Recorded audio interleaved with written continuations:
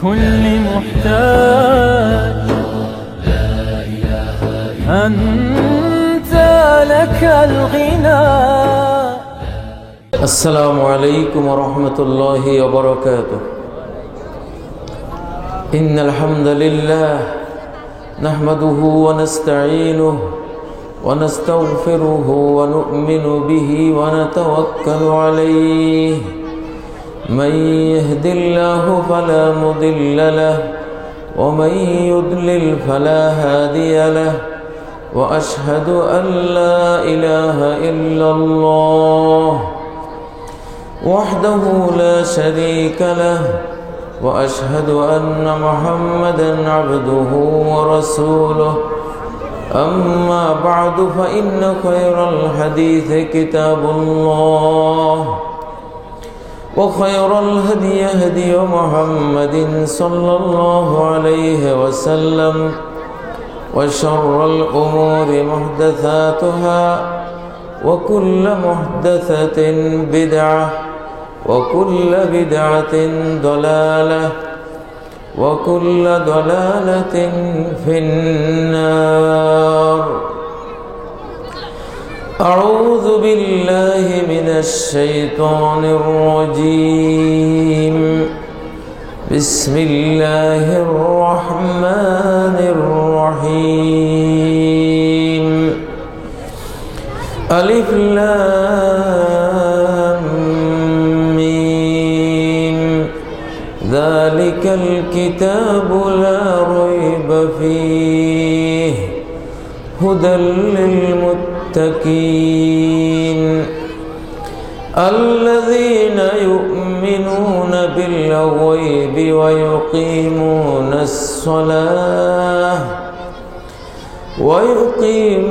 الصلاة ومما رزقناهم ينفقون. والذين يؤمنون بما أنزل إليك وما أنزل من قبلك وبالآخرة هم يوقنون. أولئك على هدى من ربهم وأولئك هم المفلحون. وقال تعالى: التائبون العابدون الحامدون السائحون الراكعون الساجدون الآمرون بالمعروف والناهون عن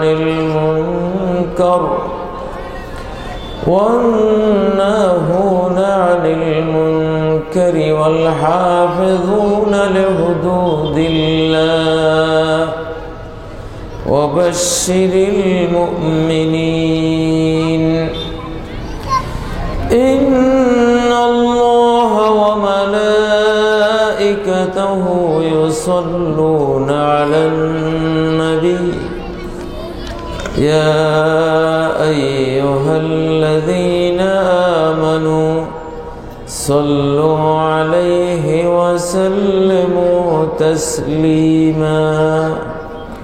اللهم صل على محمد وعلى آل محمد كما صليت على إبراهيم وعلى آل إبراهيم إنك حميد مجيد.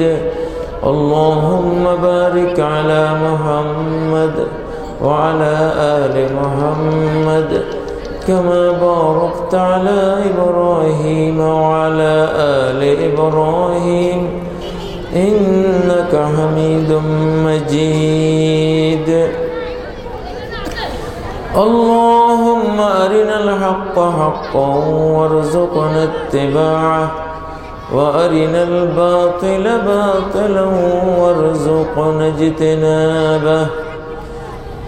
اللهم علمنا ما ينفعنا وانفعنا بما علمتنا وزدنا علما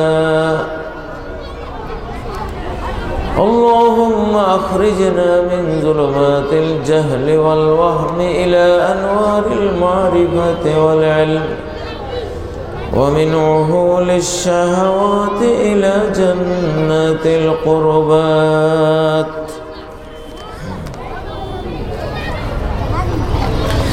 ঐতিহাসিক হযরত দেওয়ান শাহ মসজিদ মহিলা দাখিল মাদ্রাসার উদ্যোগে আয়োজিত 30তম বার্ষিক তাফসীরুল কোরআন মাহফিলের অধ্যক্ষর সম্মানিত সভাপতি, আজকের এই অনুষ্ঠানের প্রধান অতিথি, বিশেষ অতিথিবৃন্দ, ওলামা-এ কেরাম, সুধীবৃন্দ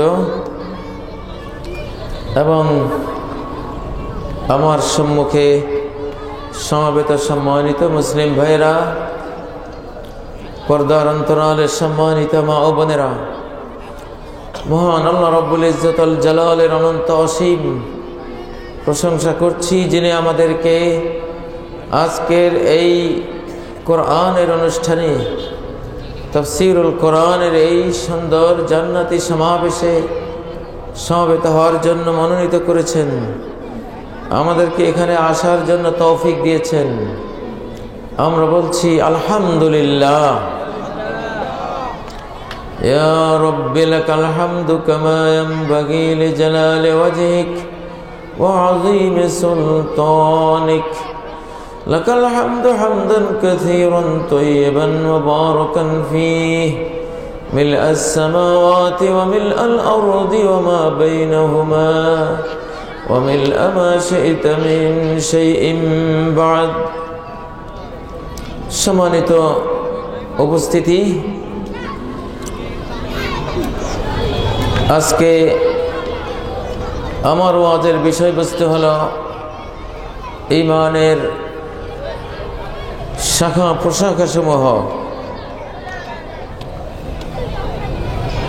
নবী সাল্লাল্লাহু আলাইহি ওয়াসাল্লাম বলেন, আল ঈমানু বিদউন ওয়া সাবউনা শুবা। ঈমান 70-এর অধিক শাখা প্রশাখা বিশিষ্ট একটি বিষয়।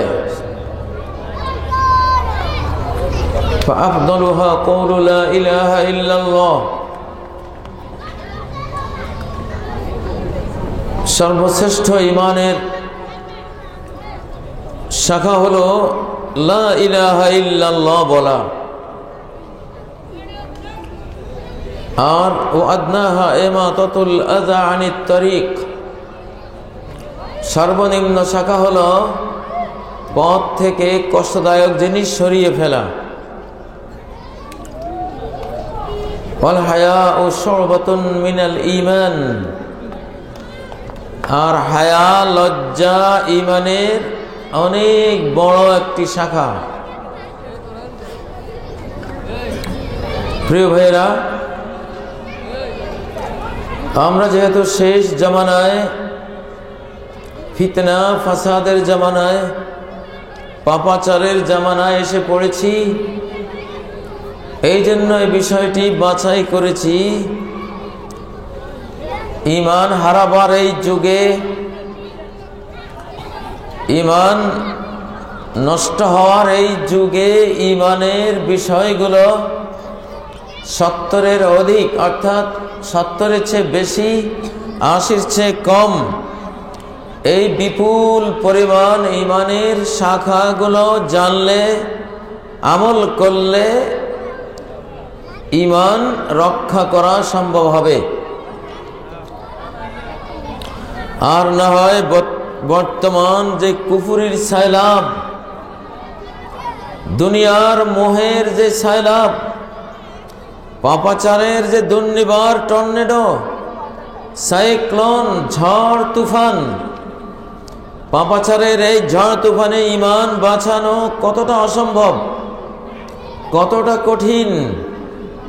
নবী সাল্লাল্লাহু আলাইহি ওয়াসাল্লামের জবানে শুনুন। সহিহ মুসলিম বর্ণিত একটি হাদিসে নবী সাল্লাল্লাহু আলাইহি ওয়াসাল্লাম বলেন, বাদরু বিল আমাল ফিতানান কাকিতুইল লাইলিল মুজলিম। অন্ধকার রাতের আঁধারের টুকরোর মতো কঠিন ফিতনা ফাসাদ আসার আগে নেক আমল করে তাড়াতাড়ি পাতেয়া সংগ্রহ করো, নেক আমল করে সারো।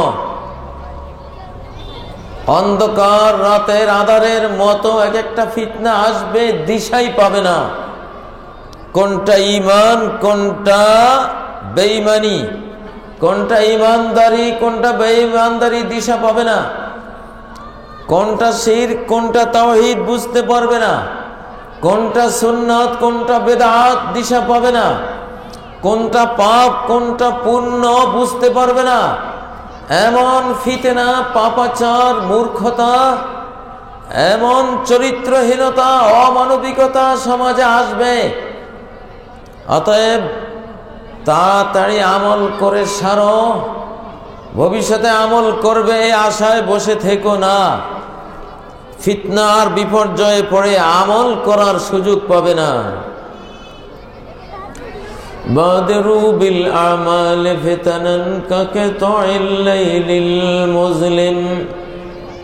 অন্ধকার রাতের টুকরাগুলি, এক তো রাতের আধার, আবার মেঘের আধার, আবার গাছগাছালির আধার, কতগুলো আধার একসাথ হয়। তার সাথে যদি চোখও ঝাপসা হয়, চোখের জ্যোতি কম হয়, আরো আধার। অতএব ফিতনা আসার আগে আমল করে সারো। ইউসবিহুর রাজুলু ফিহা মুমিনা। এমন ফিতনা আসবে, এক ব্যক্তি ঈমান নিয়ে ভোর করবে, ওয়ায়ুমসি কাফিরা, আর কাফের হয়ে সন্ধ্যা করবে। সে ভোরে ঈমানদার ছিল, সন্ধ্যা আস্তে আস্তে সে কাফের হয়ে গেল, ঈমান হারিয়ে ফেলল। এত ঈমান হারাবার বিষয় সমাজে থাকবে। ইয়াবিউ দীনহু বিআরাদিম মিনাদ দুনিয়া। এই যে সকালে ঈমানদার, বিকালে কাফের, বিকালে ঈমানদার, সকালে কাফের, এত দ্রুত মানুষ ঈমান হারাবে। কেমনে হারাবে? ইয়াবিউ দীনহু বিআরাদিম মিনাদ দুনিয়া। দুনিয়ার সামান্য লোভে ঈমান বিক্রি করে দেবে। কি করে দেবে? ঈমান বিক্রি করে দেবে। ঈমানের বিক্রয় চলবে। প্রিয় ভাইয়েরা, কিছু টাকা পাবে বলে একখানে মাজার দিয়ে বসলো। নামাজি, কালামি, রোজাদার, হাজি সবে আছে। মাজারে মানুষ টাকা দেয়, পয়সা দেয়, টের পেয়ে মাজার একখান দিয়ে বসলো। বুঝেন না? যেই আল্লাহওয়ালাকে নাম করে মাজারটা দিল, সে আল্লাহওয়ালা ব্যক্তিটার কবর বিক্রির ব্যবসা শুরু হয়ে গেল। মুসলমান এখন আর সোনা রূপা বিক্রি করে না, উন্নত জিনিস তৈরি করে বিক্রি করবে, সেই পেশায় অনেকেই যায় না। বাপ দাদার পূর্বপুরুষের কবর বিক্রি করে খাওয়ার আরম্ভ হয়েছে।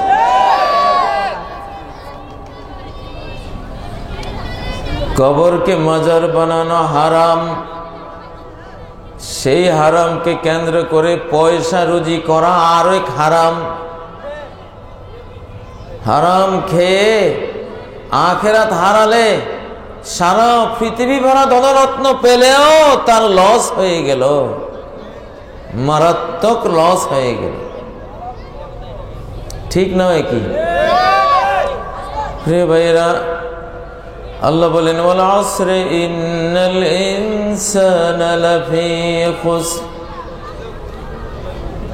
কসম সময়ের, মানুষ মাত্রই রয়েছে ক্ষতির মধ্যে, লসের মধ্যে। শুধু 4 কাজে যারা জীবন বিনিয়োগ করবে তারা লসের মধ্যে নেই। ইল্লাল্লাযীনা আমানু ওয়া আমিলুস সালিহাত ওয়া তাওয়াসাউ বিল হাক্কি ওয়া তাওয়াসাউ বিস সাবর। ঈমান, আমলে সালেহ, দাওয়াত, সবর, 4টা পয়েন্টে যারা জীবনকে বিনিয়োগ করবে তাদের কি নাই কোনো লস নাই। প্রিয় ভাইরা, সকালে ইমানদার বিকেল আসার আগে আগে সুদী ব্যাংকে চাকরি নিয়ে নিছে, মাসে 20-30 হাজার টাকা বেতন পাবে, বেতনের কাছে অনন্ত আখিরাতের জান্নাত বিক্রি করে দিয়েছে, জাহান্নাম কিনে নিয়েছে। ঠিক নয় কি? ইয়াবিউ দীনহু বিআরাদিন মিনাদ দুনিয়া। সকালে ইমানদার ছিল এরা 7-8 জন, বিকেল আসার আগে আগে একটা সুদী সমিতি, সমবায় সমিতি করে নিয়েছে। এখন থেকে আমরা টাকা বিনিয়োগ করে করে সুদ নিব। সুদখোর সম্পর্কে আল্লাহ বলেন ওমান আদা ফাউলাইকা আসহাবুন নারি হুম ফিহা খালিদুন। সুদ হারাম জেনেও যারা আবারও সুদ খাওয়ার দিকে ফিরে আসবে এরা জাহান্নামের অধিবাসী। কি ধরনের অধিবাসী? অল্প কয়দিন জাহান্নামে থাকবে, পরে মুক্তি পাবে, এরকম? আল্লাহ বলেন হুম ফিহা খালিদুন। এই সুদখোররা চিরস্থায়ী জাহান্নামে থাকবে, কোনোদিন মুক্তি পাবে না। সকালে বোরকাওয়ালি ছিল, সকালে হিজাবওয়ালি ছিল, স্কার্ফ ছিল, ওড়না ছিল, শরীরে শালীন পোশাক ছিল। বিকাল আসার আগে আগে কোনো এনজিওতে চাকরি নিল বা কোনো এমন বিদ্যালয়ে ভর্তি হলো, বলল বোরকা চলবে না। দুনিয়ার সামান্য স্বার্থে বোরকা, স্কার্ফ, ওড়না সব ফেলে দিয়ে অর্ধ উলঙ্গ হয়ে গেল।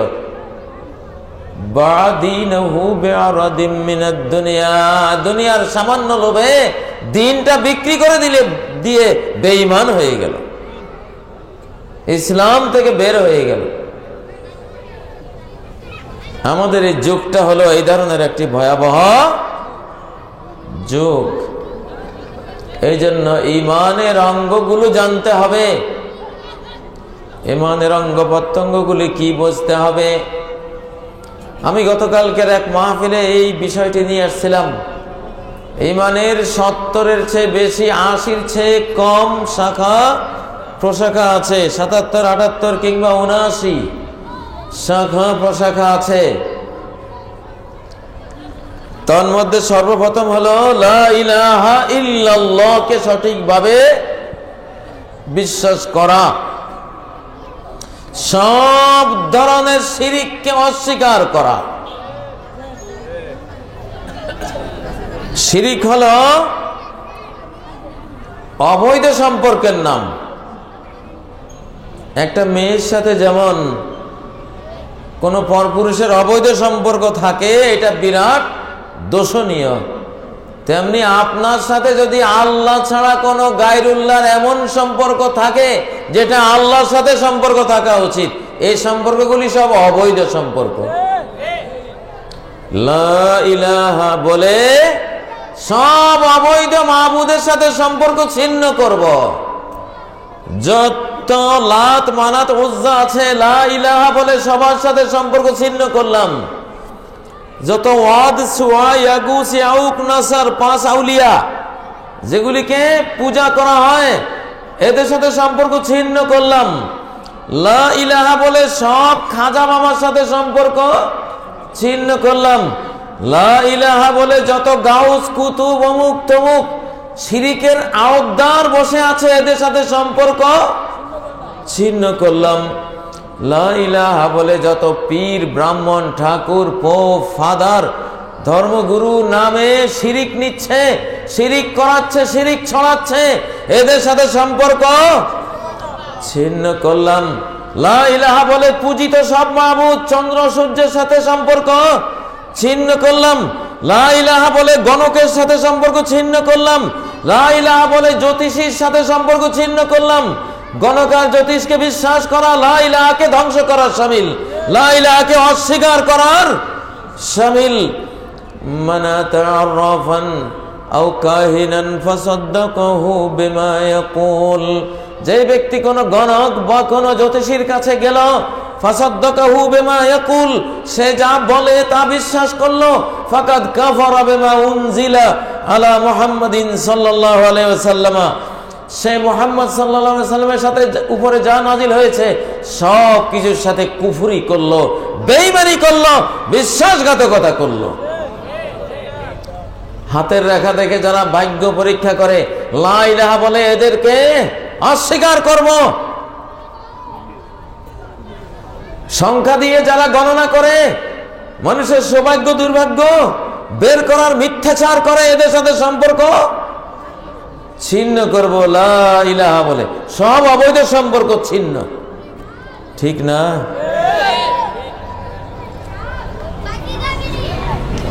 কোন মাজারে গেলে নির্বাচনে বিজয় পাওয়া যায়, কোন মাজারে গেলে পোলা পাওয়া যায়, কোন মাজারে গেলে ব্যবসার উন্নতি পাওয়া যায়, কোন মাজারে গেলে রোগ নিরাময় পাওয়া যায়। লা ইলাহা বলে সব মাজারের সাথে সম্পর্ক ছিন্ন করে ফেললাম। মাজারে গেলে যদি রোগ ভালো হতো তো হাসপাতালে দরকার কি ছিল? এত লক্ষ লক্ষ ডক্টর কি প্রয়োজন ছিল? কি মুসলমান ভাইয়েরা, মাজারে কিছুই নেই, কিছুই নাই, সব কিছু আল্লাহর কাছে আছে, সেটা নিতে হলে মসজিদে যেতে হবে। মাজারে আমরা যাব না। আল্লাহুম্মা লা তাজআল কবরি ওয়াসানান ইউবাদ, কবরকে যখন মাজারে রূপান্তরিত করা হয় এটা আর কবর থাকে না, এটা মাজারও থাকে না, এটা মূর্তি হয়ে যায়। ওয়াসানান, ওয়াসান মানে মূর্তি। আল্লাহ বলেন ফাজতানিবুর রিজসা মিনাল আওসান, নাপাক মূর্তিকে বর্জন করো। আল্লাহ নবী দোয়া করছেন, হে আল্লাহ আমার কবরকে ওয়াসান বানাবেন না, মূর্তি বানাবেন না। আমার কবরে যদি লোকেরা এসে সেজদা করে, আমার কবরে এসে যদি ছেলে কামনা করে, আমার কবরে এসে যদি নির্বাচনের জয় কামনা করে, আমার কবরে এসে যদি ব্যবসার উন্নতি চায়, আমার কবরে এসে যদি শরীরের অসুস্থতার মুক্তি চায়, তাহলে এটার কবর থাকবে না, মূর্তি হয়ে যাবে। দুনিয়াতে কবর পূজা থেকে মূর্তি পূজার উৎপত্তি হয়েছে, ঠিক নয় কি? লা ইলাহা বলে আজমিরের সাথে কুফরি করলাম, লা ইলাহা বলে সিলেটের মাজারের সাথে কুফরি করলাম, লা ইলাহা বলে অমুক তমুকের যত হাজার যত লক্ষ মাজার সারা পৃথিবীতে আছে সমস্ত মাজারের সাথে আমি কুফরি করলাম, অস্বীকার করলাম। আল্লাহ ছাড়া কাউকে বিশ্বাস করি না। লা ইলাহা হলো অবৈধ সম্পর্ক কাটার হাতিয়ার, তলোয়ার। লা ইলাহার তলোয়ার দিয়ে তাবিজ তুমারের সাথে সম্পর্ক ছিন্ন করলাম। কারো গায়ে তাবিজ তুমার আসেনি? তাবিজ গলায় দিয়া লা ইলাহা ইল্লাল্লাহ 1000 বার পড়লেও লাভ হবে না। তাবিজ হলো নারায়ণ গণেশ, গলায় গণেশ লটকাইয়া লা ইলাহা ইল্লাল্লাহ পড়বেন, কাজ হবে না। আল্লাহ নবী সাল্লাল্লাহু আলাইহি সাল্লামের কাছে 10 জন বায়াত করতে এসেছিল, 9 জনের হাতে বায়াত নিয়েছেন, একজনের বাহুর মধ্যে একটা গণেশ ছিল, তাবিজ ছিল। নবীজি তার বায়াত নিলেন না, আগে এটা কাটো তারপর বায়াত হবে। মানে আল্লাকা তামিমাতান ফাকাদ আশরাকা, যেই ব্যক্তি তাবিজ লটকালো সে মূর্তি পূজা করলো, আল্লাহর সাথে শরীক করলো, চিরস্থায়ী জাহান্নামী হওয়ার বদামল করলো, আল্লাহর তাওহীদকে লঙ্ঘন করলো, লা ইলাহা ইল্লাল্লাহর বিশ্বাসকে ধ্বংস করে দিল, ঠিক নয় কি? লা ইলাহা বলে যত শিরকি সম্পর্ক আছে সব কেটে ছিঁড়ে ফুঁড়ে জ্বালিয়ে পুড়িয়ে নিশ্চিহ্ন করে দেব। কারা কারা রাজি আছেন হাত তোলেন। আল্লাহুম্মা আমিন। লা ইলাহা বলে যত মাজারের তাগা আছে, যত কাইটান পড়া আছে, এগুলির সাথে সম্পর্ক ছিন্ন করলাম। সুতা পড়া দেয় না? ওমিন শাররিন নাফাসাতি ফিল উকাদ, আল্লাহর কাছে পানা চাই গিরায়, সুতায় গিরা দিয়ে গিরা যারা ফুঁক দেয়, এই ফুঁকদানকারিনী জাদুকরণীদের কাছ থেকে আল্লাহর পানা চাই। লা ইলাহা বলার সাথে সাথে সমস্ত মাজারের তাগা, সমস্ত পড়া সুতা, এই সবগুলির সাথে সম্পর্ক ছিন্ন করলাম। লা ইলাহা বলে সমস্ত কুলক্ষণ থেকে সম্পর্ক ছিন্ন করলাম। কোন কুলক্ষণ নাই মুসলমান জীবনে, কোন অলক্ষী নাই মুসলমানের জীবনে। ঘর থেকে বের হতেই ভিক্ষুক দেখছে, কয় অলক্ষী। অলক্ষী পাইছে? তুই বেটা মুসলমান না মুশরিক? কিসের অলক্ষী? মুসলমানের জীবনে কোনো অলক্ষী নাই, কোনো কুলক্ষণ নাই। আজকে অমুক বার, আজকে বাঁশ কাটা যাবে না, বাঁশের মুড়ে উজাড় হয়ে যাবে, অলক্ষী লাগবে। লা ইলাহা বলে সব অলক্ষী থেকে সম্পর্ক ছিন্ন করলাম। মুসলমানের জীবনে কোনো অলক্ষী নেই, কোনো দেবদেবী নেই, আসেনি। খালি কলসি দেখে কয় অযাত্রা হয়েছে। কি হয়েছে? লা ইলাহা বলার সাথে সব অযাত্রা থেকে তওবা করে ফেললাম। আমার জীবনে আর কোনো অযাত্রা নাই, সব সুযাত্রা। আল্লাহর উপর তাওয়াক্কুল করলে সব অশুভ শুভ হয়ে যায়, সব আশঙ্কা দূর হয়ে আশার আলো ফুটে ওঠে। ঠিক নয় কি? লা ইলাহা ইল্লাল্লাহ, লা ইলাহা বলে দুনিয়া পূজা থেকে সম্পর্ক ছিন্ন করলাম। লা ইলাহা বলে নারী পূজা থেকে সম্পর্ক ছিন্ন করলাম। লা ইলাহা বলে পশ্চিমা বিশ্বের পূজা থেকে সম্পর্ক ছিন্ন করলাম। পশ্চিমা সভ্যতার পূজা থেকে সম্পর্ক ছিন্ন করলাম। আমার সভ্যতা কোরআন সুন্নাহ সভ্যতা, আর কোন সভ্যতা মানি না, আর কোন সংস্কৃতি আমি মানি না। লা ইলাহা দ্বারা দুনিয়ার শত শত অবৈধ সম্পর্ক আগে দাফন করতে হবে, কবর দিতে হবে, জীবন থেকে দূর করতে হবে, তাহলে ঈমান ঠিক হবে। বুঝেন না? জমিনে বীজ বপন করতে হলে আগে কি করতে হয়? আগাছা সাফ করতে হয়, দূর করতে হয়, ঠিক না? নাকি আগাছার উপরে ধান বুনে দিবেন? ধান হবে? হবে না। অবৈধ সম্পর্ক দূর করেন। ও ভাইয়েরা, লা ইলাহা বলে বাজারে যত টিয়া পাখিওয়ালা বসে আছে, গায়েব জাননেওয়ালা টিয়া পাখি, এগুলির সাথে সম্পর্ক ছিন্ন করলাম। কোনো টিয়া পাখি গায়েব জানে না, খাঁচাওয়ালা গায়েব জানে না, শয়তান। এগুলি সব কি? শয়তান। শিরিক করে দিন বিক্রি করে পয়সা খায়।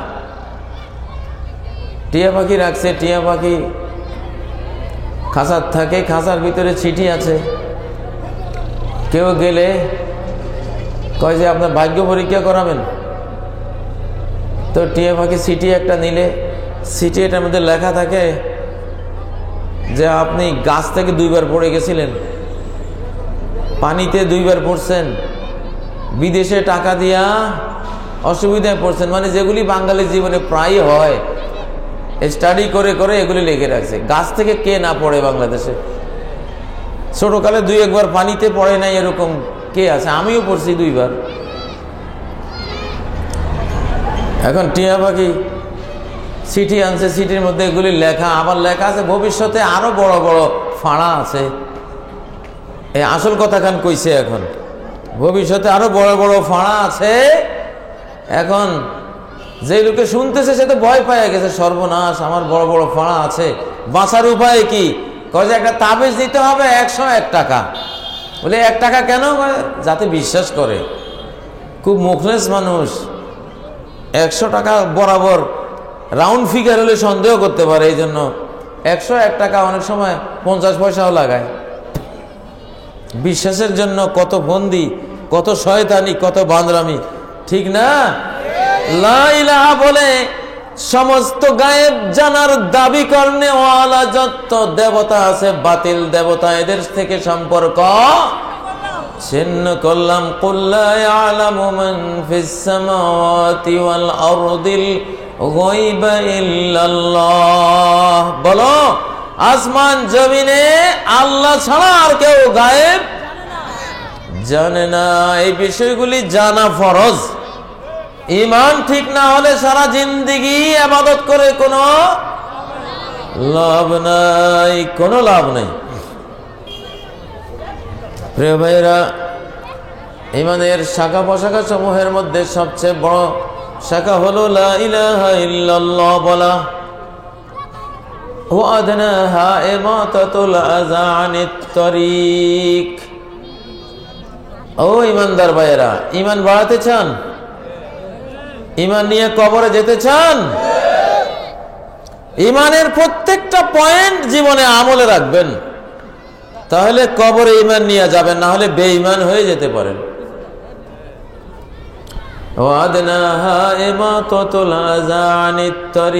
রাস্তা থেকে কষ্টদায়ক জিনিস সরানো, এটা ঈমানের সবচেয়ে শেষ অঙ্গ। ঈমানের অঙ্গ হিসাবে এটা সর্বশেষ হলেও, সবচেয়ে ছোট হলেও ছোট না, বিরাট ফজিলত। এই অঙ্গটার উপরে আমল করলেও জান্নাত পেয়ে যাবেন ইনশাআল্লাহ। এক ব্যক্তি রাস্তার উপর থেকে ওয়াজাদা গুসনা শাজারাতিন আলা তারিক, একটা গাছের ডাল, কাঁটাওয়ালা ডাল রাস্তায় খুঁজে পেয়েছে, ওইটা সরিয়ে দিয়েছে। কষ্টদায়ক ডাল রাস্তার উপর থেকে সরিয়ে দিয়েছে। ফাশাকারাল্লাহু লাহু ফাগাফারা লাহ, আল্লাহ তার আমলের শুকরিয়া আদায় করে জিন্দেগির সব গুনাহ মাফ করে দিয়েছেন। এটা ছোট হলেও ঈমানের অঙ্গ, বিরাট জিনিস। সরাসরি ঈমানের সাথে সম্পর্ক। রাস্তার মধ্যে একজনে নিজের বাড়ি বানাবার জন্য ইট স্তূপ করে রাখছে, বালু ফেলে রাখছে। এটা বেঈমানি। রাস্তায় ইট রাখা, বালু রাখা বেঈমানি কাজ, ঈমান বিধ্বংসী কাজ। আর রাস্তা থেকে এইসব ইটের স্তূপ, বালুর স্তূপ সরিয়ে দেওয়া ঈমানের অঙ্গ। মুসাফির, পথিককে কষ্ট দেয় এমন কোন কিছু পথ থেকে সরানো ঈমানের সাথে জড়িত, ঈমানের সাথে সম্পৃক্ত, ঠিক না? রাস্তার ধারে ধারে মাজার তৈরি করে পথিকদের কষ্ট দেওয়া, অর্থনৈতিক কষ্ট দেওয়া, যে পয়সা দিয়া যা, না হলে তোর ট্রাক উল্টে ফেলবো। কত বড় ডাকাতের ঘরের ডাকাত, কত বড় কষ্টদায়ক জিনিস। রাস্তার ধারে পাশ থেকে এই সব মাজার দূরে সরিয়ে নেওয়া ঈমানের অঙ্গ। এগুলি কষ্ট দেয়, পাবলিককে হুমকি দেয়, ভয় দেখায়, কয় মাজার এটা খুব গরম, পয়সা দিয়ে যাই। তুই ড্রাইভার এভাবে সালাম দিয়ে মাথা নিচু করি, সেজদাও দিয়া যায়, পয়সাও দেওয়া যায়। খাসারাত দুনিয়া ওয়াল আখিরা, দুনিয়াও হারাইলেও আখিরাত হারাইল। ইমাতাতুল আযা আনিত তরিক, রাস্তা ভেঙে গেছে, একেবারে কঙ্কাল হয়ে আছে, পাথর আর ইটের ধাক্কায় হাঁটাও যায় না, শান্তিতে গাড়িও চালানো যায় না। মেম্বার সাহেব, চেয়ারম্যান সাহেব, এমপি সাহেবদের জন্য এই কষ্ট দূর করে দেওয়া ঈমানের অঙ্গ। কিসের অঙ্গ? ভাঙ্গা রাস্তা মেরামত করে দেওয়া ঈমানের অঙ্গ। জান্নাতে যাওয়ার বিষয়, যাদের ঈমান আছে তারাই রাস্তাকে সুন্দর করবে। যার ভিতরে ঈমান আছে সেই রাস্তা থেকে কষ্টদায়ক নালা দূর করবে, কোনো কাটা ছেঁড়া থাকলে এটা দূর করবে, মেরামত করে দেবে। ইমানের অঙ্গ। প্রিয় ভাইয়েরা, এই জন্য শেষ জামানায় যেহেতু আমরা আছি, ইমানের অঙ্গ নিয়ে আজকে কিছু কথা বলবো। আমি শুরুতেই সূরা বাকারার প্রথম কয়টি আয়াত তেলাওয়াত করেছি। আলিফ লাম মিম যালিকাল কিতাবু লা রাইবা ফীহ।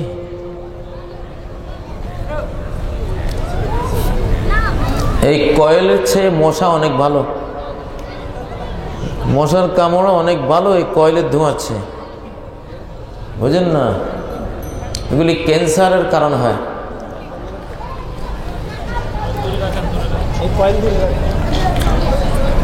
জালিকাল কিতাবু লা রাইবা ফীহ। এই কোরআন এমন একটি কিতাব, এই কিতাবের মধ্যে মনে সন্দেহ তৈরি হয়, সত্য মিথ্যার দোদুল্যমানতা তৈরি হয়, এমন একটিও উক্তি নাই। সব খাঁটি সত্য। এটা পড়লে, সত্য জিনিস পেলে, শুনলে যেমন শান্তি এসে যায়, কোরআন পড়লে সেই শান্তি অন্তরে এসে যায়। যে একটা খাঁটি সত্য জিনিস পেয়ে গেলাম, মনে শান্তি পেলাম, ঠিক না? রাইব মানে আসলে সন্দেহ, অশান্তি, টেনশন। কোরআন আপনাকে টেনশন মুক্ত করবে, অশান্তি দূর করে দেবে।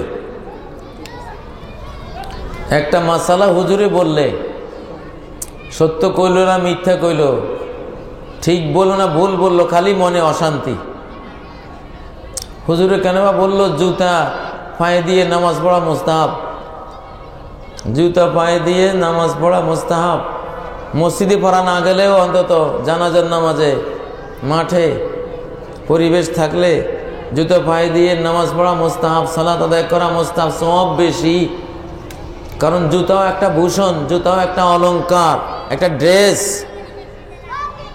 ঠিক না?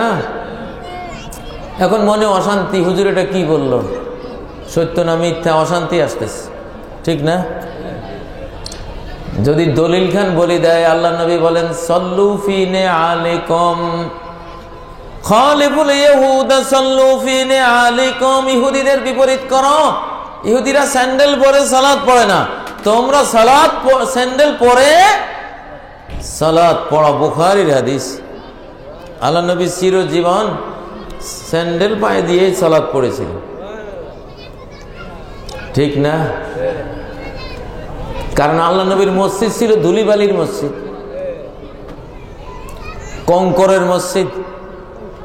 সেজদায় গেলে ধুলি বালি কপালে, হাতে, হাঁটুতে সর্বত্র লাগে। এই জন্য জুতা পায়ে দিতেন। মাটির মানুষ মাটির উপরে সেজদা করতেন। আমরা তো মাটির মানুষ না, আমরা সব প্লাস্টিকের মানুষ। আমাদের মসজিদে সব টাইলস।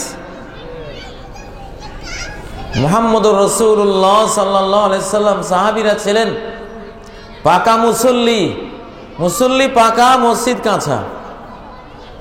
আর আমরা হইল মসজিদ পাকা, মুসল্লি কাঁচা।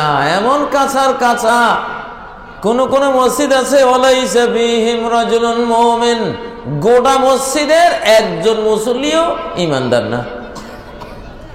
1400 বছর আগে আল্লাহ নবী বলেছেন, গোটা মসজিদের ইমাম শুদ্ধ বেঈমান,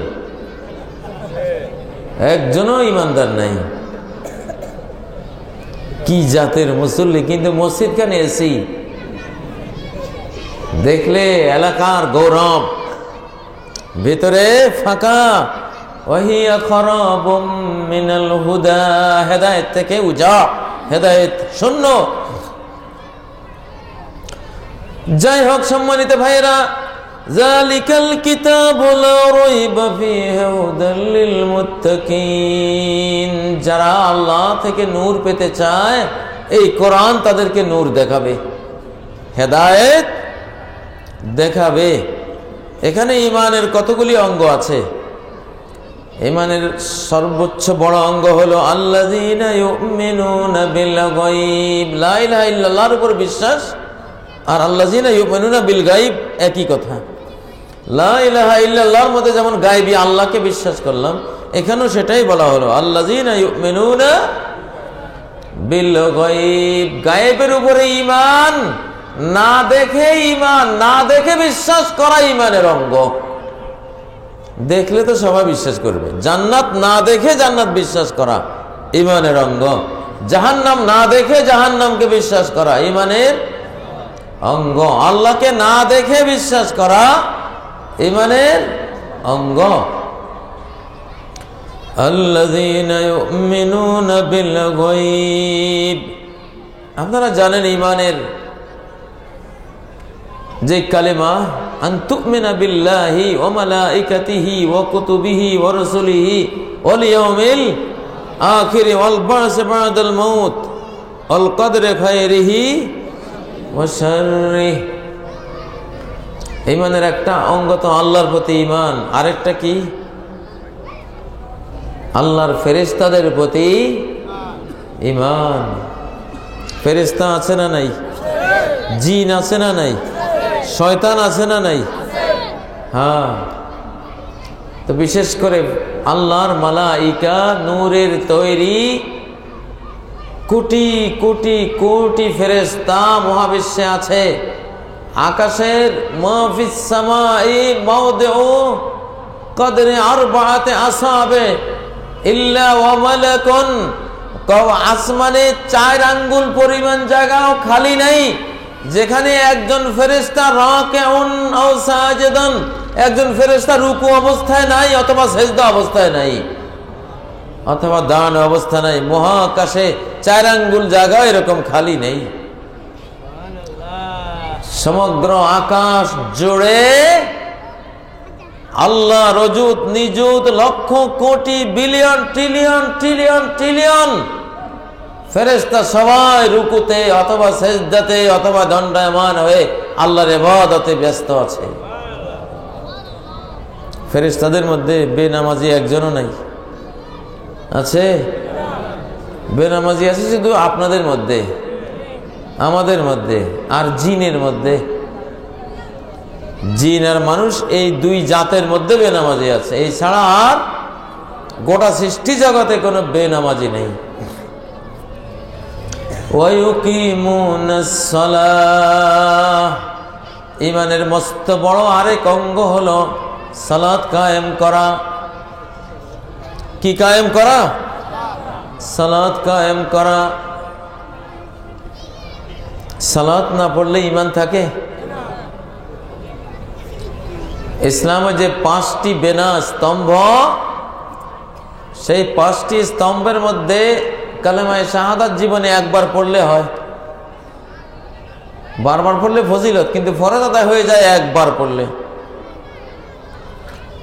আর রোজা বছরে কয়বার? যাকাত বছরে কয়বার? হজ সারা জীবনে কয়বার? একবার। কিন্তু সালাত প্রতিদিন, প্রতি বেলায় 5 বার ফরজ। সুস্থ অবস্থায়ও ফরজ, রোগী অবস্থায়ও ফরজ, শান্তি অবস্থায়ও ফরজ, যুদ্ধের অবস্থায়ও ফরজ। কোনো অবস্থায় এই সালাত থেকে ছোটার কোনো উপায় নাই, শুধু মেয়েদের হাইজ বা পিরিয়ডের সময় ছাড়া, হাইজ নিফাত ছাড়া আর পুরুষদের জন্য কোনো অপশন নাই এক ওয়াক্ত সালাত বাদ দেওয়ার। এত বড় ঈমানের অঙ্গ হলো সালাত। এই সালাত যে পড়ে না তার ঈমান শেষ হয়ে গেল, ঈমান থেকে বহিষ্কার হয়ে গেল সে। প্রিয় ভাইরা, ঈমানের কালেমার মধ্যে যে অঙ্গগুলি ছিল, আল্লাহর প্রতি ঈমান, তারপর মালাইকার প্রতি ঈমান, ওয়া মালাইকাতিহি, আমাদের ডান কাঁধে একজন ফেরেশতা আছে, বাম কাঁধে একজন ফেরেশতা আছে। আমাদের সমস্ত আমল, বক্তব্য, কীর্তিকলাপ সব লিখতেছি কিনা? মা ইয়ালফিযু মিন কওলিন ইল্লা লাদাইহি রাকিবুন আতীদ। এমন কোনো কথা মুখ দিয়ে বের হয় না যেটা একজন রেকর্ডার, একজন পাহারাদার রেকর্ড করে নেয় না। প্রত্যেকটা কথা রেকর্ড হচ্ছে, হয় ডানে না হয় বামে। প্রিয় ভাইরা, এই রেকর্ডগুলি করে কারা? ফেরেশতারা। দিন রাত আমাদেরকে প্রটোকল দেয় ফেরেশতারা। আপনি কোথাও যাইতে আপনার আশপাশে অনেক ফেরেশতা হেফাজতি বডিগার্ড হিসাবে থাকে। আমরা তো মনে করি সরকারি কর্মচারী কর্মকর্তা বড় বড় এমপি মন্ত্রীদেরকে নিরাপত্তা বাহিনী প্রটোকল দেয়, কিন্তু তার চেয়ে কঠিন প্রটোকল দেয় ফেরেশতারা। এটা আমরা সবাই পাই, আলহামদুলিল্লাহ। লাহু মুআক্কিবাতুম মিন বাইনি ইয়াদাইহি ওয়া মিন খালফিহি ইয়াহফাযুনাহু মিন আমরিল্লাহ। মানুষের একের পর এক পালাক্রমে ডিউটি পালনকারী অনেক ফেরেশতা আছে যারা আল্লাহর নির্দেশে মানুষকে হেফাজত করে, মৃত্যু পর্যন্ত সেভ করে, না হলে মানুষ বাঁচার কোনো উপায় ছিল না। মালায়েকার প্রতি ঈমান ঈমানের মস্ত বড় অঙ্গ। অন্তর্জগতে মনোজগতে মালায়েকার প্রতি ঈমান রাখা ফরজ না নফল? ফরজ। খাস ফেরেশতা যারা, তাদের প্রতি খাস ঈমান। সাধারণ ফেরেশতাদের প্রতি সাধারণ ঈমান। খাস ফেরেশতা কয়জন? 4 জন। জিব্রাইল, মিকাইল, ইসরাফিল, আজরাইল নাই হাদিসের মধ্যে। মালাকুল মউত, মালাকুল মউত। আজরাইল নামটা হাদিসে পাওয়া যায় না, এই জন্য ডিলিট করে দিলাম। ইসরাফিল পাওয়া যায়, মিকাইল পাওয়া যায়, জিব্রাইল পাওয়া যায়। আর যিনি আজরাইল নামে পরিচিত উনি মালাকুল মউত নামে কোরআন সুন্নাহয় রয়েছে। প্রিয় ভাইরা, ফেরেশতার প্রতি ঈমান গেল। ওয়া মালাইকাতিহি ওয়া কুতুবিহি, আল্লাহর যে বড় বড় কিতাব, ছোট ছোট পুস্তিকা, এই সবের প্রতি বিশ্বাস আমাদের ঈমানের অঙ্গ কিনা? কোরআন, তাওরাত, জাবুর, আরেকটা কি? ইনজিল। ইনজিল কোন নবী পেয়েছিলেন? কয়জনে জানেন ইনজিল কোন নবী পেয়েছিলেন? ক্রিকেটার কয়জন কে কিভাবে বল করে, ব্যাট করে, সব মুখস্থ। কিন্তু আম্বিয়ায়ে কেরাম, আল্লাহর ফেরেশতাগণ, তারা কে কি করেন, কার কি নাম, এগুলি খোঁজ খবর নাই। ঈমান থাকবে কি করে? আল্লাহর কিতাবগুলির নাম কি জানা নাই। উপন্যাসের নাম মুখস্থ, আসমানি কিতাবের নাম মুখস্থ নাই। উপন্যাসের নাম মুখস্থ করলে ঈমান বাড়বে? কোনটার নাম জানলে, মুখস্থ করলে ঈমান বাড়বে? আসমানি কিতাবের নাম জানলে, আসমানি কিতাবের প্রতি ঈমান আনলে ঈমান বাড়বে। ঈমানের মস্ত বড় অঙ্গ। আসমানি কিতাব বড় বড় 4টা, ছোট ছোট সহিফা আছে অনেকগুলি, 104টির মতো ছোট বড় আসমানি কিতাব। কিছু কম বেশি হতে পারে, আল্লাহু আলাম। আমরা এই সবগুলির প্রতি ঈমান পোষণ করলাম। অন্য সব আসমানি কিতাবের প্রতি সাধারণভাবে, সংক্ষিপ্তভাবে, যে তাওরাত আল্লাহর কিতাব বিশ্বাস করে রেখে দিলাম, আর কিছু দরকার নেই। ইনজিল আল্লাহর কিতাব, সংক্ষিপ্ত বিশ্বাস করে মুক্তি পেয়ে গেলাম, আর কিছু দরকার নাই। জাবুর আল্লাহর আসমানি কিতাব, আল্লাহর কিতাব, এইটুকু বিশ্বাস করলে হয়ে যাবে, আর কিছু জানার দরকার নাই। কিন্তু কোরআন আল্লাহর কিতাব, এটা সংক্ষিপ্ত বিশ্বাস করাও ফরজ, আবার বিস্তারিত প্রত্যেকটা আয়াতকে পড়ে বুঝে বিশ্বাস করা আরেকটা ফরজ। ঈমানের অঙ্গ। তারপর আল্লাহ রাসূলগণের প্রতি ঈমান, ঈমানের রাসূলদের প্রতি ঈমান না থাকলে তার ঈমান নাই, ঈমান হারিয়ে ফেলবে। পীরের প্রতি ঈমান আনার কোনো দরকার নেই, ওলিয়া ওলিয়ার প্রতি ঈমানের কোনো দরকার নেই, বুজুর্গের প্রতি ঈমানের কোনো দরকার নাই, মাজারের প্রতি ঈমানের কোনো দরকার নাই। ঈমানের দরকার হলো অরুসুলিহি, আল্লাহ রাসূলগণের প্রতি ঈমান। 1,24,000 নবী রাসূল এসেছিলেন, 315 জন ছিলেন রাসূল, বাকিরা সব নবী। এর মধ্যে 5 জন উলুল আজমি মিনার রাসূল, নূহ আলাইহিস সালাম, ইব্রাহিম আলাইহিস সালাম, মুসা আলাইহিস সালাম, ঈসা আলাইহিস সালাম, মুহাম্মদ সাল্লাল্লাহু আলাইহি ওয়াসাল্লাম। এই 5 জন হলো সর্বশ্রেষ্ঠ নবী, বিশ্বাস করা ফরজ, বুঝেন না? وَإِذْ أَخَذَ اللَّهُ مِنَ النَّبِيِّينَ مِيثَاقَهُمْ وَمِنكَ وَمِن نُّوحٍ وَإِبْرَاهِيمَ وَمُوسَى وَعِيسَى। এক আয়াতে এই 5 জনের নাম আসছে। এই যুবকরা, সর্বশ্রেষ্ঠ 5 নবীর নাম কে বলতে পারবা? দাঁড়াই বলো দেখি। এই মাত্র তো বললাম। বিশ্বের সর্বশ্রেষ্ঠ অলরাউন্ডার ক্রিকেটার কে জিজ্ঞাসা করলে সবাই পারবো, কিন্তু এই বিশ্বাসে তুমি নিজে অলরাউন্ডার হইলা না, তুমি জাহান্নামে পড়ে গেলা। সে অলরাউন্ডার হয়েছে, তোমার লাভ কি? তুমি যদি 5 জন অলরাউন্ডার আম্বিয়ায়ে কেরামের নাম বলতে পারো, তাহলে ঈমান বেড়ে গেল, জান্নাতের টিকিট পেয়ে গেলে। 5 জন সর্বশ্রেষ্ঠ নবীর নাম কে বলতে পারবা? যুবকদের মধ্যে, বুড়ারা না, বলেন।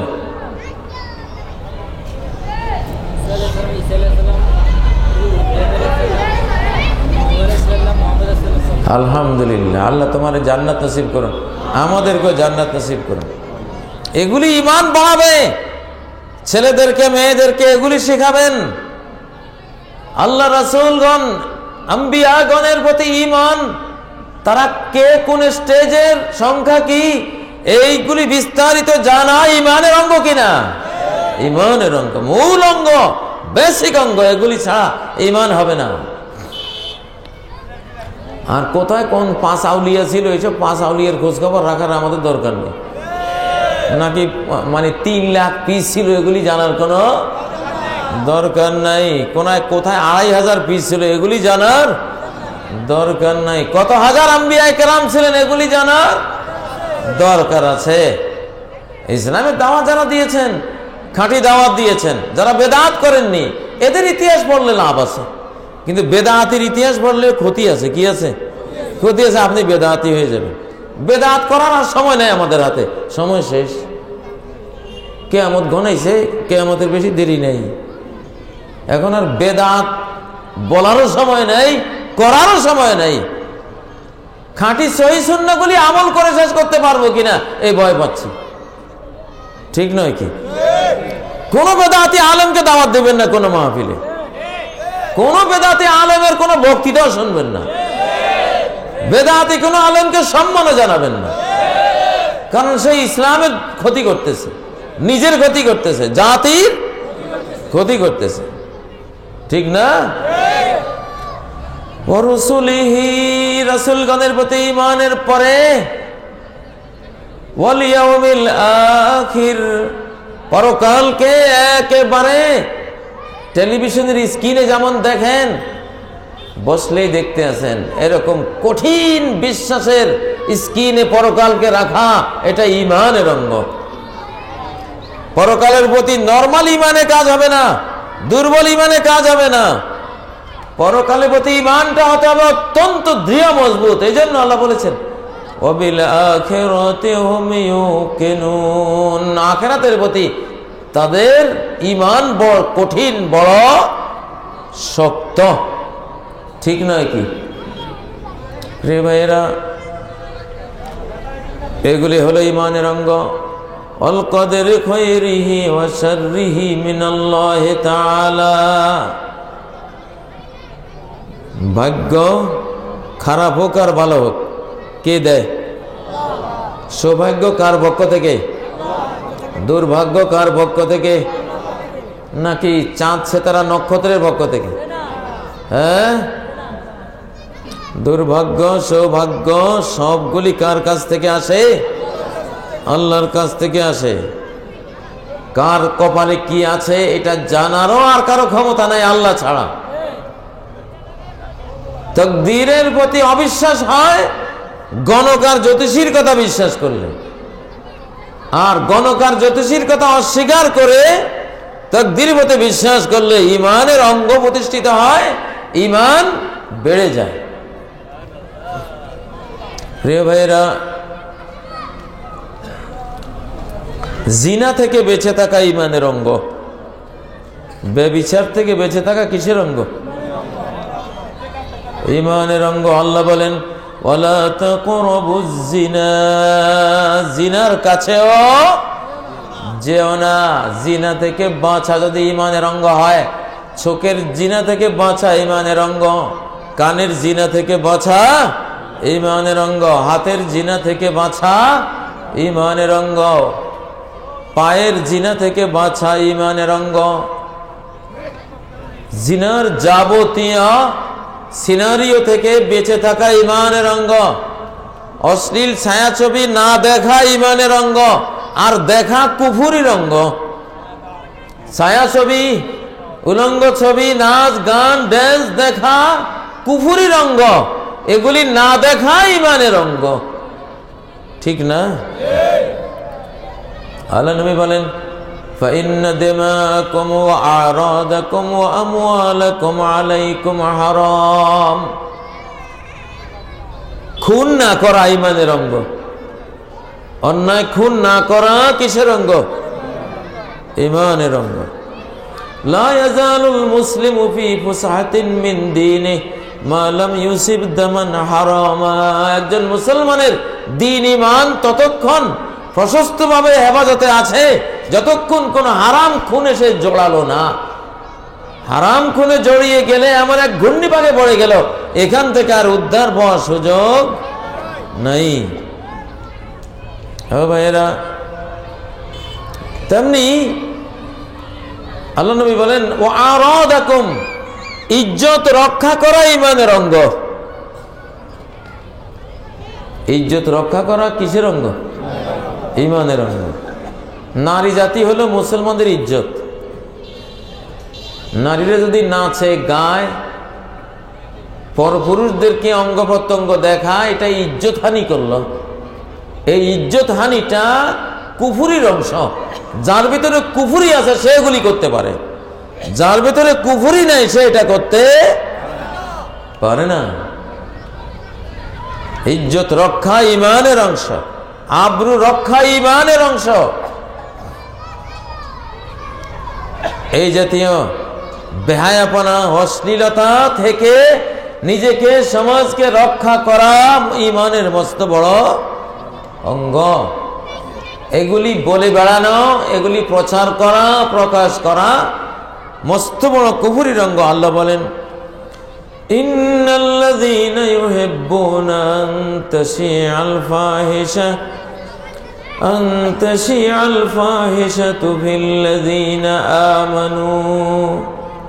ঈমানদারদের মধ্যে ফাহিশা, জিনা ব্যভিচার ছড়িয়ে পড়ুক, এটা যারা মহব্বত করে, ভালোবাসে, চায়, লাহুম আযাবুন আলীমুন ফিদ দুনিয়া ওয়াল আখিরাহ, তাদের জন্য রয়েছে যন্ত্রণাদায়ক শাস্তি দুনিয়াতেও আখিরাতেও। কি মারাত্মক কথা! জিনা থেকে বাঁচলে ঈমান বাড়ে, জিনা করলে ঈমান হারায়। লা ইয়াজনি জানি হিনা ইয়াজনি ওয়া হুয়া মুমিন। কোন জিনাকার জিনা করার সময় মুমিন থাকে না, ঈমানদার থাকে না। ঈমান হারায় কেমনে বুঝে আসতেছেন? একটা মেয়েকে গার্লফ্রেন্ড বানাইছে, 24 ঘন্টা ঈমান হারাইতে আছে, 24 ঘন্টা ঈমান মাইনাস হইতে আছে।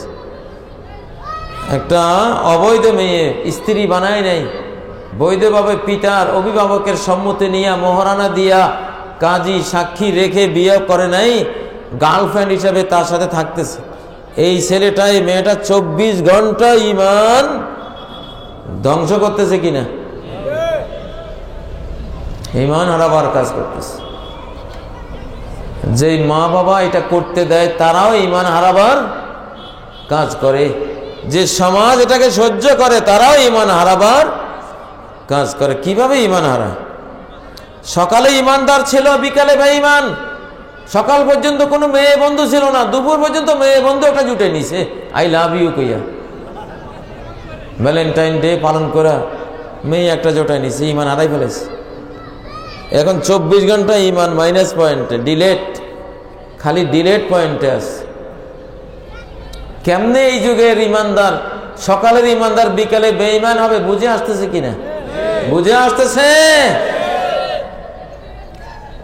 প্রিয় ভাইরা, আমর বিল মারুফ নাহি আনিল মুনকার করা ইমানের অঙ্গ। ইমান যদি ভিতরে থাকে, পরিপূর্ণভাবে থাকে, ইমান যদি বেড়ে যায়, ইমান বেড়ে গেলে কিছুটা উপচে পড়বে। ইমান ভিতরে বাড়লে কি উপচে পড়বে না? এটার নামে আমর বিল মারুফ নাহি আনিল মুনকার। যে সৎ কাজের আদেশ দিছে তার ইমান উপচে পড়তে আছে, ভিতরে ইমান এত বাড়ছে, নিজে তো সালাত পড়তেছে, আরেকজনকেও সালাত পড়ো বলতে আছে, ইমান উপচাই পড়তে আছে। আলহামদুলিল্লাহ, তার ইমানটা বাড়ি যাওয়ার কারণে গ্লাস এটার পানি যদি বেড়ে যায়, উপরতন বাই পড়বে না, উপচে পড়বে না? ইমানও যখন বাড়বে তখন সৎ কাজের আদেশ আসবে। যার ইমান উনা রয়েছে তারই ইমান ভিতরে ফাঁকা, উনা, উপচাই পড়বে কি? গ্লাস এটার পানি উপচাই পড়ে? যেই লোক চুপচাপ বসে রয়েছে, সৎ কাজের আদেশ দেয় না, অসৎ কাজের নিষেধ দেয় না, তার ইমানটাই গ্লাসের মতো উনা, পুরা হয় নাই, এই জন্য উপচাই পড়ে না। আর যদি বাড়ে তাহলে ভিতর থেকে বাইরে গড়াবে, চতুর্দিকে ছড়াবে। কোন কোন ইমানদারের ইমান এত বেশি, ইমান উপচে পড়ে সারা বিশ্বকে সয়লাব করে দিচ্ছে, সারা বিশ্বকে তার ইমান নূরানি করে দিচ্ছে। সুবহানাল্লাহ।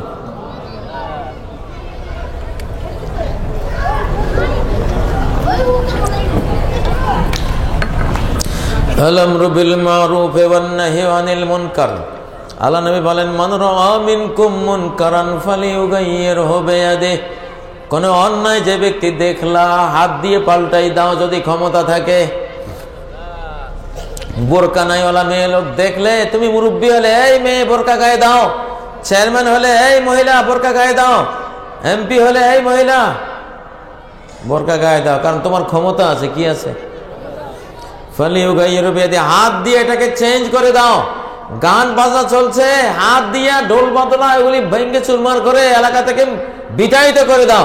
মদ খাচ্ছে, হেরোইন খাচ্ছে, ইয়াবা, বায়াগ্রা, নায়াগ্রা খাচ্ছে, এগুলি হাত দিয়ে কেড়ে নিয়ে পুকুরে ফেলে দাও, জ্বালাই দাও, নষ্ট করে দাও।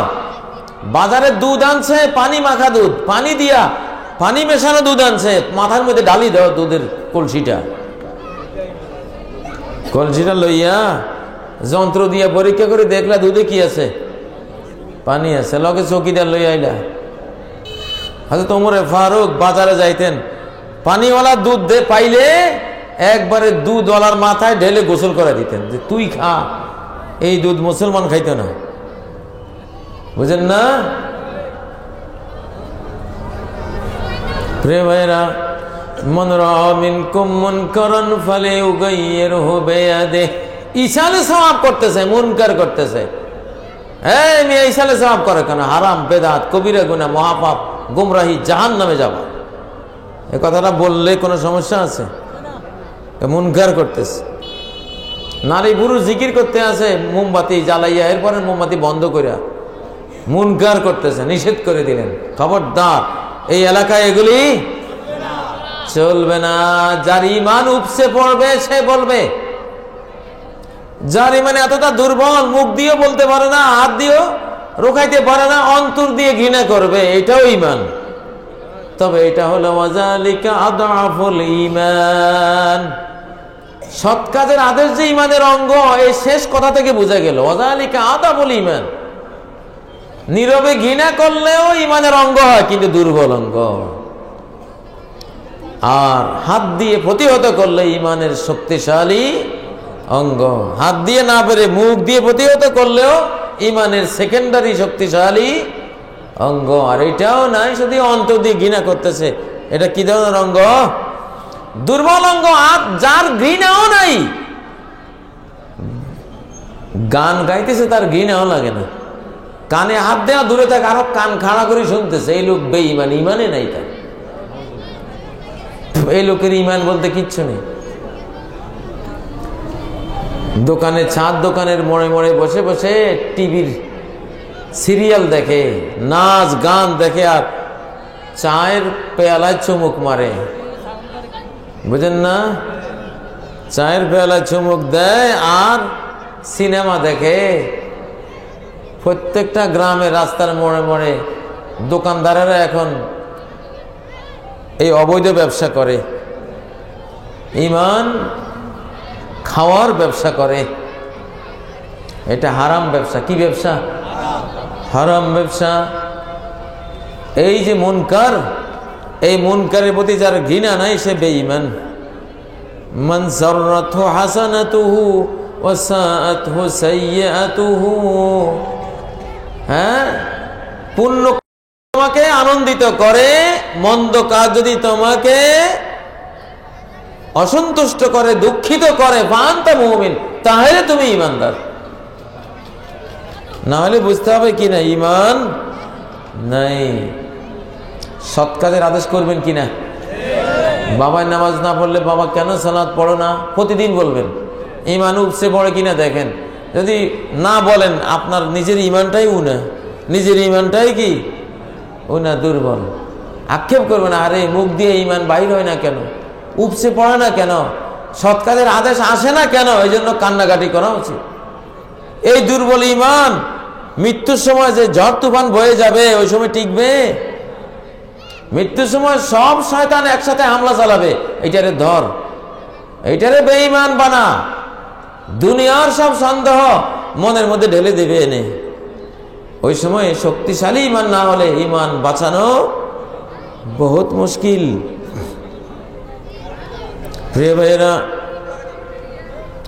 ঈমানের এসব অঙ্গ, ওয়ান্নাহি আনিল মুনকার শুবাতুন মিন শুআবিল ঈমান। ঈমানের অঙ্গসমূহের মধ্যে একটি অঙ্গ হলো অসৎ কাজে নিষেধ দেওয়া, অসৎ কাজে নিষেধ দেওয়া। প্রিয় ভাইয়েরা, রাত্রে গান না শুনে তাহাজ্জুদ পড়া ঈমানের অঙ্গ। রাত্রে 1টা-2টা পর্যন্ত যদি কোরআন নিয়ে জাগেন ঈমানের অঙ্গ। বা 1টা-2টা পর্যন্ত ঘুমাইয়া শেষ রাত পর্যন্ত জাগেন ঈমানের অঙ্গ। আর সিনেমা লইয়া, নাচ গান লইয়া জাগা কুফুরির অঙ্গ। কিসের অঙ্গ? কুফুরির অঙ্গ। আল্লাহ বলেন, ওয়াল্লাযীনা ইয়াবিতুনা লিরাব্বিহিম সুজদান ওয়া কিয়ামা। রহমানের বান্দা, রহমানের প্রতি যাদের ঈমান আছে সেই ঈমানদার বান্দা কারা? যারা রাত কাটায় সেজদায় আর আল্লাহর সামনে দাঁড়ানো অবস্থায়। আল্লাহু আকবার। ঈমানের সংস্কৃতি, ঈমানের সভ্যতা, ঈমানের কালচার, ঈমানের এই রজনী বিনোদন, এই চিত্ত বিনোদন আজকে হারিয়ে গেছে। আজকে শয়তানের বিনোদনের জয় জয়কার চতুর্দিকে। রাত 1টা পর্যন্ত যত মহাপাপ দেখে শেষ সকাল জাগতে জাগতে 8টা, 9টা, 10টা বাজে। এরকম হয় কিনা?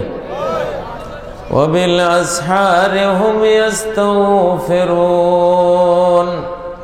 শেষ রাতে জেগে আল্লাহর কাছে ক্ষমা চায়। ঈমানের অঙ্গ। কিসের অঙ্গ? তাতাজাফা জুনুবুহুম আনিল মাদাজি ইয়াদউনা রাব্বাহুম খাউফান ওয়া তামআ। রাত্রে তাদের পাঁজর বিছানা থেকে আলগা হয়ে যায়, বিছানায় থাকে না, নিজম রাতে ওযু করে সালাতে দাঁড়িয়ে যায়। কিসের অঙ্গ? ঈমানের অঙ্গ।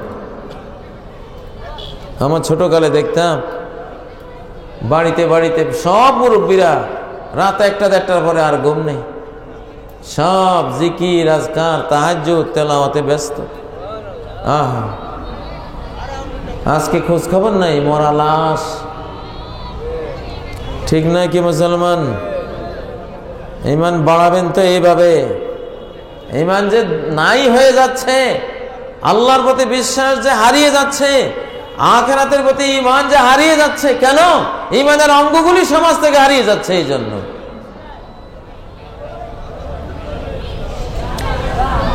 ও ভাইয়েরা, والذين يقولون ربنا اصرف عنا عذاب جهنم إن عذابها كان غراما। জাহান্নাম থেকে মুক্তি চাওয়া একটা ঈমানের অঙ্গ। কিসের অঙ্গ? ربنا آتنا في الدنيا حسنة وفي الآخرة حسنة وقنا عذاب النار। জাহান্নাম থেকে মুক্তি চান? হ্যাঁ, এই সংস্কৃতি হারাইয়া গেছে। আগের বুড়ারা, আগের মুরব্বীরা, আগের মুসলমানরা ডেলি আল্লাহ নবী তো এক মজলিসে 100 বার ইস্তেগফার করতেন, জাহান্নাম থেকে মুক্তি চাইতেন। শত শত বার এক এক মজলিসে মুক্তি চাইতেন। প্রত্যেক সকালে 7 বার জান্নাত কামনা করা, 7 বার জাহান্নাম থেকে মুক্তি কামনা করা এমন একটা আমল। 7 বার যদি কেউ জান্নাত চায়, জান্নাতও তার কাছে, তার জন্য আল্লাহর কাছে দোয়া করে, আল্লাহ এই লোকটাকে আমিও চাই। 7 বার যদি কেউ জাহান্নাম থেকে মুক্তি কামনা করে, জাহান্নাম আল্লাহর কাছে বলে, আল্লাহ এই লোক থেকে আমাকে তুমি রক্ষা করো, এই লোক যাতে আমার ভিতরে না আসে। প্রিয় ভাইরা, ঈমানের এই অঙ্গগুলি কোথায়?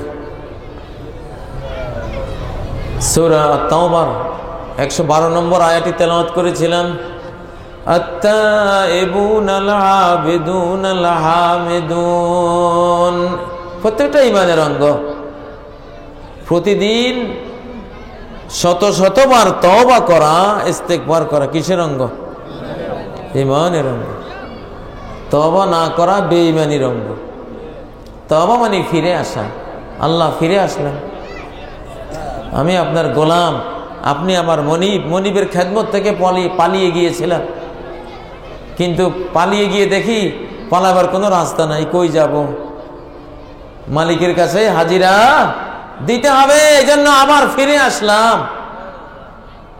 চুরি করে, হ্যাঁ চুরি থেকে ফিরে আসলাম, জিনা থেকে ফিরে আসলাম, ডাকাতি করেছে ডাকাতি থেকে ফিরে আসলো, খুন করেছে খুন থেকে ফিরে আসলো। তওবা মানে কি? ফিরে আসা। তওবা মানে কি? ফিরে আসা। ডেলি যদি 100 বারও গুনাহ হয়, 100 বার আল্লাহর কাছে ফিরে না আসলে যাইবা কার কাছে? যাওয়ার কোনো রাস্তা আছে? আশ্রয়ের জায়গা আছে? ওয়ালানাজিদ মিন দুনিহি মুলতাহাদা, আমি কোশ্চিন কালেও আল্লাহ ছাড়া কোনো আশ্রয়ের জায়গা খুঁজে পাবো না। আল্লাহ তাআলা কোরআনে কারীমে প্রশংসা করতেছেন সূরা তাওবার 112 নম্বর আয়াতে, আত-তাইবুন, আল্লাহর কাছে বিক্রি হয়ে যাওয়া, জান্নাত কিনে নেওয়া ঈমানদারগুলি কেমন? এরা তওবা গুণ সম্পন্ন ঈমানদার, তওবার গুণওয়ালা ঈমানদার। সুবহানাল্লাহ। আল্লাহর কাছে বারবার ফিরে আসে, একটু দূরে সরে গেলে আবার ফিরে আসে। আল্লাহ তাআলা এই বান্দাগুলিরে খুব মহব্বত করেন। মাজারে একবার শয়তানে ধোঁকা দিয়ে নিয়ে গেছে, পরে এমন তওবা করছে জীবনে আর মাজারে যায় নাই। পীরের কাছে গিয়া পীরের খপ্পরে পড়ছিল একবার, জীবনে সব পীর থেকে তওবা করে এমন তওবা করছে আর কোনো পীরের কাছে যায়নি। তরিকতে জিকির একদিন করছিল, 400 বার ইল্লাল্লাহ ইল্লাল্লাহ জিকির। পরে সহি আকীদার সহি সুন্নাহর আলেমের কাছে শুনছে এই 400 বার বেদাত হয়ে গেছে। 400 বার ইল্লাল্লাহ বললে 400 বার বেদাত। এমন তওবা করছে জীবনে আর ইল্লাল্লাহ জিকির করে নাই, লা ইলাহা ইল্লাল্লাহ কমপ্লিট জিকির করেছে। ঠিক না? এইভাবে যখনই কোনো পাপ হয়ে যাবে এই পাপ থেকে তওবা করে ফেলা, এটা কিসের অঙ্গ? ঈমানের অঙ্গ। আত-তাইবুন আল-আবিদুন, দ্বিতীয় অঙ্গ আয়াতে আল-আবিদুন। ঈমানদাররা ইবাদত স্বভাবের হয়। কি হয়? ইবাদত স্বভাবের হয়। বুড়াদেরকে দেখতাম, বাবা ওস্তাদদেরকে দেখতাম, ফজর পড়ে মুসাল্লায় বসে রয়েছে, লম্বা জিকির আজকার তাসবিহ করে এশাকের নামাজ বা শাস্তের নামাজ বা সালাতুদ দোহা যেটাই বলেন, বা সালাতুল আউয়াবিন, একই নামাজ। আউয়াবিন পড়ে তারপরে সকাল 7টা 8টায় ঘরে ঢুকছে। ঠিক না? কিসের অঙ্গ এটা? ঈমানের অঙ্গ। কোথায় গেল? ও ভাইরা, আত-তাইবুন আল-আবিদুন। কোন একটা দুশ্চিন্তায় পড়ছে, ওযু করে নামাজে দাঁড়ায় গেছে। ঈমানের অঙ্গ। কিসের অঙ্গ? ঈমানের অঙ্গ। আল্লাহ বলেন, ইবনে আদম ইরকালি মিন আউয়ালিন নাহারি 4 রাকাতিন আকফিকা আখিরা। এ আদমের ছেলে মেয়েরা, দিনের শুরুতে 4 রাকাত পড়ো আমার জন্য, দিনের শেষ পর্যন্ত তোমার যা লাগে সব আমি করব, তোমারও চিন্তা নেই। ইবাদত স্বভাবের হওয়া। যুবক দাঁড়িয়ে রাখি ফেলাইছে, ঈমানের অঙ্গ, ইবাদত স্বভাব। যৌবন বয়স, টাকনুর নিচে প্যান্ট পরতে পারতো, টাকনুর উপরে পরে, ইবাদত স্বভাবের হয়েছে। কিসের অঙ্গ এটা? ঈমান আছে দেখে এমন হয়েছে, ঈমান না থাকলে এটা হতে পারতো না। আর এটা করার কারণে ঈমান বেড়ে যাচ্ছে। কলেজে পড়ে, কোনো মেয়ের সাথে প্রেম নাই, অবৈধ কোনো সম্পর্ক নাই। কিসের অঙ্গ? কারণ ইবাদত স্বভাব, ছেলেটা ইবাদত স্বভাব। আত-তাইবুন আল-আবিদুন আল-হামিদুন। কথায় কথায় আলহামদুলিল্লাহ বলে, খাইলেও আলহামদুলিল্লাহ, না খাইলেও কি আলহামদুলিল্লাহ, মানলেও আলহামদুলিল্লাহ, মায়ের খাইলেও আলহামদুলিল্লাহ,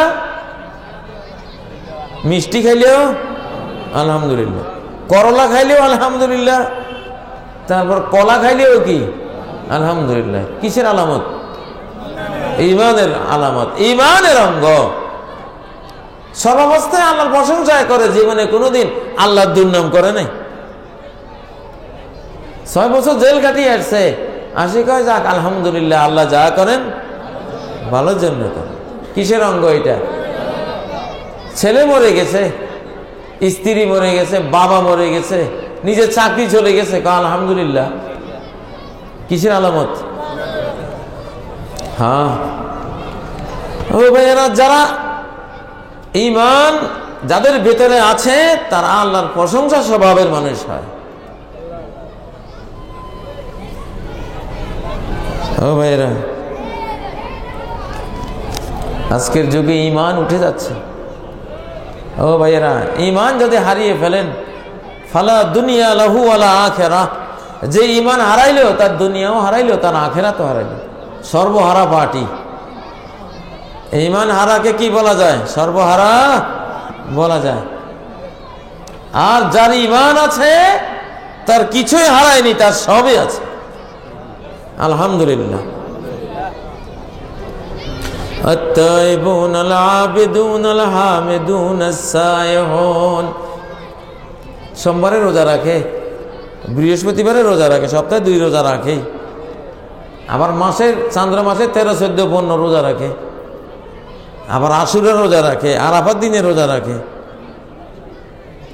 এই রোজা রাখাটা কিসের অঙ্গ? ঈমানের অঙ্গ। যার ঈমান আছে সেই রোজা রাখে, রোজা রাখতে পারে। আস-সাইহুন, রোজাদার স্বভাবের হয় ঈমানদার, রোজার গুণ সম্পন্ন হয় ঈমানদার ব্যক্তি। আস-সাইহুন আর-রাকিউন আস-সাজিদুন। ইমানদাররা রুকুকারী হয়, সেজদাকারী হয়। কি হয়? রুকুকারী হয়, সেজদাকারী। রুকু ইমানের অঙ্গ, সেজদাও ইমানের অঙ্গ। আল আমিরুনা বিল মারুফ ওয়ান নাহুনা আনিল মুনকার, একটু আগে যেটা বলা হয়েছে, সৎ কাজের আদেশ, অসৎ কাজের নিষেধ, দুইটাই কিসের অঙ্গ? ইমানের অঙ্গ। ওয়াল হাফিজুনা লিহুদুদিল্লাহ, আল্লাহর সীমানা হেফাজতকারী। যে 4 রাকাত জীবনে 5 রাকাত পড়ে না, আল্লাহর সীমানা হেফাজত করছে। ঠিক না? ঠিক না? আল্লাহর সীমানা হেফাজতকারী, যেটা ইসলাম বলেছে সুদ খাইও না, বাণিজ্য করো, সে কোনো সময় সুদ খায় নাই, সে আল্লাহর সীমানা হেফাজত করছে। 2 মেয়ে যা পাবে, 1 ছেলে তা পাবে। ভাই সেভাবে সম্পত্তি বন্টন করে, ওয়ারিশি সম্পত্তি বন্টন করে বোনদেরকে দিয়ে দিয়েছে, বোনের হক খেয়ে ফেলেনি, তার মানে সে আল্লাহর সীমানা লঙ্ঘন করেনি। আল্লাহর সীমানা দিছে, তোমার এই, তোমার বোনদের এই রক্ষা করেছে। এই রক্ষা করা কিসের অঙ্গ? ঈমানের অঙ্গ। এইভাবেই সম্মানিত ভাইরা, ঈমানের 70টির বেশি অঙ্গ প্রত্যঙ্গ আছে। এগুলি যার মধ্যে পুরা আছে তার ঈমানটা পুরা, যার মধ্যে যতটা কম আছে তার ঈমান ততটা কম আছে, দুর্বল আছে। ঈমানের দুর্বলতা এই যুগে রাখার কোনো সুযোগ নাই। এগুলি জেনে বুঝে আমল করে ঈমান মজবুত করতে হবে। তাহলে বেঈমানের ফিতনা ফাসাদের এই যুগে, পাপাচারের সয়লাব টর্নেডোর এই যুগে ইনশাআল্লাহ ঈমান বেঁচে যাবে, রক্ষা পেয়ে যাবে, নষ্ট হবে না। সকালে ঈমানদার, বিকালে কাফের, এই অবস্থা হবে না। ঈমানের এই অল্প কয়টা অঙ্গই বলতে পারলাম, আর হাতের সময় নেই। তবে ইউটিউবে IRA চ্যানেল চার্জ দিলে এই সংক্রান্ত আমার বক্তৃতাগুলিতে আমি ঈমানের সবগুলি অঙ্গের ওয়াজ ইনশাআল্লাহ দিয়ে রাখবো, আপনারা ওখানে দেখবেন। এক ওয়াজে ঈমানের সব অঙ্গগুলি বলা সম্ভব না। একটি প্রশ্ন, জামে মসজিদের খতিব সাহেব গত জুমার খুতবায় বলেছেন উচ্চস্বরে আমিন বলার দলিল কোনো হাদিস গ্রন্থে নেই, এবং মক্কা মদিনায় উচ্চস্বরে আমিন বলা হয় না। যারা উচ্চস্বরে আমিন বলে তারা শিয়া, তাদের মসজিদ আলাদা। বিষয়টি কোরআন সুন্নাহর আলোকে বুঝিয়ে বলবেন। এই খতিব সাহেব মূর্খ, নাদান, এই বিষয়ে তার কোনো জ্ঞান নাই, এই বিষয়ে তার কোনো জ্ঞান নাই। নাসিরউদ্দিন আলবানীর সহিহ হাদিস সিরিজে স্পষ্ট হাদিস রয়েছে, কানা রাসূলুল্লাহ সাল্লাল্লাহু আলাইহি ওয়াসাল্লাম ইযা ক্বারা গায়রিল মাগদুবি আলাইহিম ওয়ালাদ-দাল্লিন ক্বালা আমিন ওয়া রাফা বিহা সাওতা। নবী সাল্লাল্লাহু আলাইহি সাল্লাম যখন গায়রিল মাগদুবি আলাইহিম ওয়ালাদ-দাল্লিন বলতেন তখন আমিন বলতেন, ওয়া রাফা বিহা সাওতাহু, তার আওয়াজ উচ্চ করে বুলন্দ করে বলতেন। বুখারী শরীফে সালাত অধ্যায়ে আরেকটা হাদিস রয়েছে, আম্মানা ইবনে জুবাইর, সাহাবী আব্দুল্লাহ ইবনে জুবাইর মসজিদে ইমামতি করার সময় আমিন বললেন, জোরে আমিন বললেন।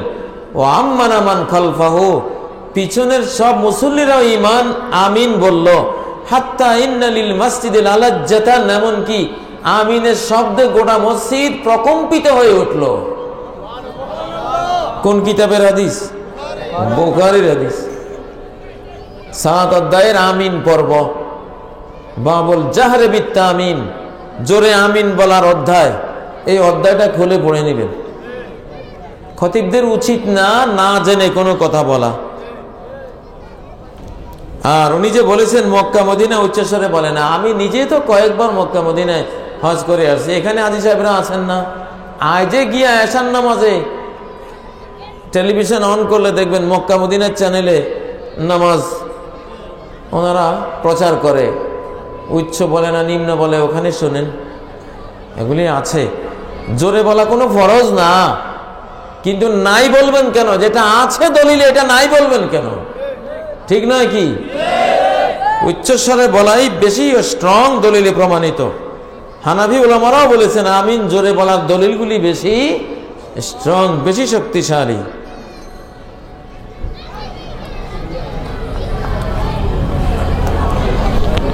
আর উনি বলেছেন যারা আমিন জোরে বলে তারা শিয়ারা আমিন জোরে বলে না, যারা আমিন জোরে বলে ওরা খাঁটি মুসলমান, খাঁটি মুসলমান। শাফি মাযহাবে আমিন জোরে বলে তারা খাঁটি মুসলমান, মালিকি মাযহাবে আমিন জোরে বলে এরা খাঁটি মুসলমান, হাম্বলি মাযহাবেও আমিন জোরে বলে এরাও খাঁটি মুসলমান। হানাফি মাযহাবে জোরে বলে না, তারাও খাঁটি মুসলমানই, তারাও খাঁটি মুসলমান, কিন্তু আমিন জোরে বললে খাঁটিটা আরো বাড়তো, ঠিক না? একটু একটু ভুলভ্রান্তি আছে আর কি, এই ভুলভ্রান্তিগুলি ঠিকঠাক করতে হবে। আমি তো হানাফি মাযহাবের একজন আলেম, আমিও হানাফি মাযহাবের একজন ওস্তাদ, 30 বছর বুখারী পড়াই হানাফি মাদ্রাসায়। আমার বাবা মৌলানা আব্দুল গনি রাহিমাহুল্লাহ এই ছয়ানি মাদ্রাসায়ও পড়াইছেন, সেই কত আগে ইসলামী আলিয়ার প্রিন্সিপাল ছিলেন, 50 বছর হানাফি মাদ্রাসায় পড়াইছেন। তা আমরা তো হানাফি মাদ্রাসায় পড়াই। ইমাম আবু হানিফা কি বলেছেন? এজা সাহাল হাদিসু ফাহুয়া মাযহাবি, হাদিস সহিহ পাইলেই এটা আমার মাযহাব। তাহলে আমিন জোরে বলার হাদিসগুলি টাটকা সহিহ, অতএব এটার সাথে হানাফি মাযহাবের কোনো দ্বন্দ্ব নাই। বুকে হাত বাঁধা, আমিন জোরে বলা, আমিন আস্তে বলা, রফি ইয়াদাইন করা, এগুলি হাদিসে আছে, তবে এগুলি ফরজ ওয়াজিব না, ফরজ ওয়াজিব না। এগুলো নিয়ে জগাজাটি করা, নিন্দা করা, মসজিদ থেকে বের করে দেয়া হারাম, অন্যায়, গুনার কাজ, ঠিক না? যে যেমনে করে করতে দেন, যে যেমনে পড়ে পড়তে দেন, দলিল প্রমাণ ঘাটেন, যে এটা বেশি সহিহ পাইবেন, বেশি আমল করবেন, সওয়াব বেশি পাইবেন, ঠিক নয় কি? এগুলো নিয়ে কোনো সমালোচনা চলবে না। পূর্বে মসজিদ ছিল, এখন তা অন্য জায়গায় সরানো হয়েছে। এখন পূর্বের জায়গাটি মসজিদের উন্নয়নের জন্য বিক্রি করা যাবে কিনা? বিক্রি করা যাবে, বাড়ি বানানো যাবে, কৃষি করা যাবে, মক্তব বানানো যাবে, সব যে কোনো ভালো কাজ করা যাবে, কোনো সমস্যা নেই। এর দলিল হলো হযরত ওমরের আমল। ওমরে ফারুক রাদিয়াল্লাহু তাআলা আনহু, কুফা বসরা একটা মসজিদ ছিল, ওই মসজিদে সরকারি ট্রেজারি ছিল, টাকা পয়সা থাকতো। একবার চুরি হওয়ার পরে ওমরে ফারুক ওই মসজিদটা আরেক জায়গায় ট্রান্সফার করলেন, আর এই পুরানো মসজিদের জায়গাটাকে খেজুর মার্কেট বানাই দিলেন। মসজিদের জায়গাকে, মসজিদ যেখানে ছিল সেই জায়গা থেকে মসজিদ সরিয়ে ওই জায়গাটাকে ওমরে ফারুক রাদিয়াল্লাহু তাআলা আনহু কি বানাইলেন? খেজুর মার্কেট। এবং সব সাহাবীরা মেনে নিয়েছিলেন, কোনো আপত্তি দেন নাই। তাহলে বোঝা গেল এই আমলটা অন্যায় না। মসজিদের জায়গা যে কোনো উপকারী কাজে ব্যবহার করলে কোনো অন্যায় হয় না।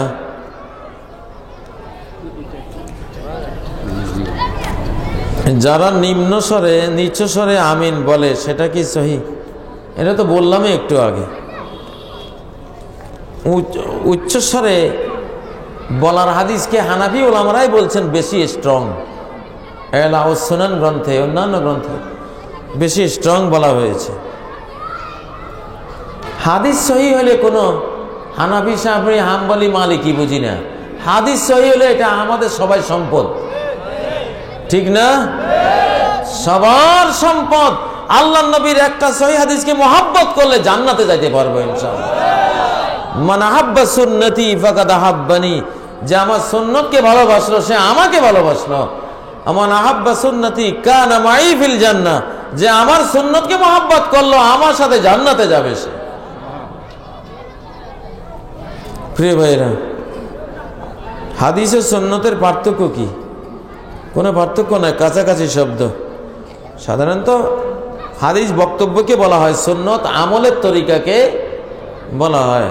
কিন্তু আবার হাদিসকেও সুন্নত বলে, সুন্নতকেও আবার হাদিস বলে। এগুলি এসব মাহফিলের প্রশ্ন না, এগুলি হলো ক্লাসের প্রশ্ন। চুলছাড়া বিশ্লেষণ করে ক্লাসে বলা যায়, পাবলিক মাহফিলে এগুলি বিশ্লেষণ করলে পাবলিক বুঝবে না, জনগণ বুঝবে না। মোহর বিমা করা যাবে কি? বিমার মেয়াদ উত্তীর্ণ হওয়ার পূর্বে বিবাহ বিচ্ছেদ হলে বিমা কে পরিশোধ করবে? কি ধরনের বিমা করা? বিমা নিয়ে সমস্যা আছে। জীবন বিমার মধ্যে সুদ আছে। এখন আপনি সুদি বিমা করলে তো একবারে সর্বনাশ হয়ে গেল। ইসলামিক কায়দায় কোনো বিমা করলে সেটার শরিয়া বোর্ডের সাথে যোগাযোগ করে আপনি বুঝবেন। সেটা শরিয়া বোর্ডের সাথে ফতোয়া নিয়ে করেন, ফতোয়া ছাড়া করবেন না। সমাজে ফিতনার আশঙ্কার কারণে সহিহ হাদিস সাময়িক বর্জন করা যাবে? হ্যাঁ, যাবে। যেমন বুকে হাত বাঁধার মাসালা অনেকে বুঝে না। এখন বুকে হাত বাঁধলে আপনাকে মসজিদ থেকে বের করে দেবে, বুঝেন না? তখন আপনি তাদের সাথেই আমল করতে পারেন। মুস্তাহাব বিষয়, সুন্নত বিষয় একটু বিলম্ব করা জায়েজ আছে। নবী সাল্লাল্লাহু আলাইহি ওয়াসাল্লাম বলেছেন, এটা সহিহ বুখারীতে একটা অধ্যায় আছে, বাবু মান তারাকা বাদাল ইখতিয়ার মাখাফাতা আন ইয়াকা'আন নাস ফি আশাদ্দ মিনহু। কোন মুস্তাহাব আমল করলে মানুষ যদি ভুল বুঝে মুস্তাহাবের চেয়ে বড় কোনো অন্যায় করে বসে, তাহলে ওই মুস্তাহাবটা কিছুকালের জন্য আমল না করা এটা ইসলামে বৈধ আছে।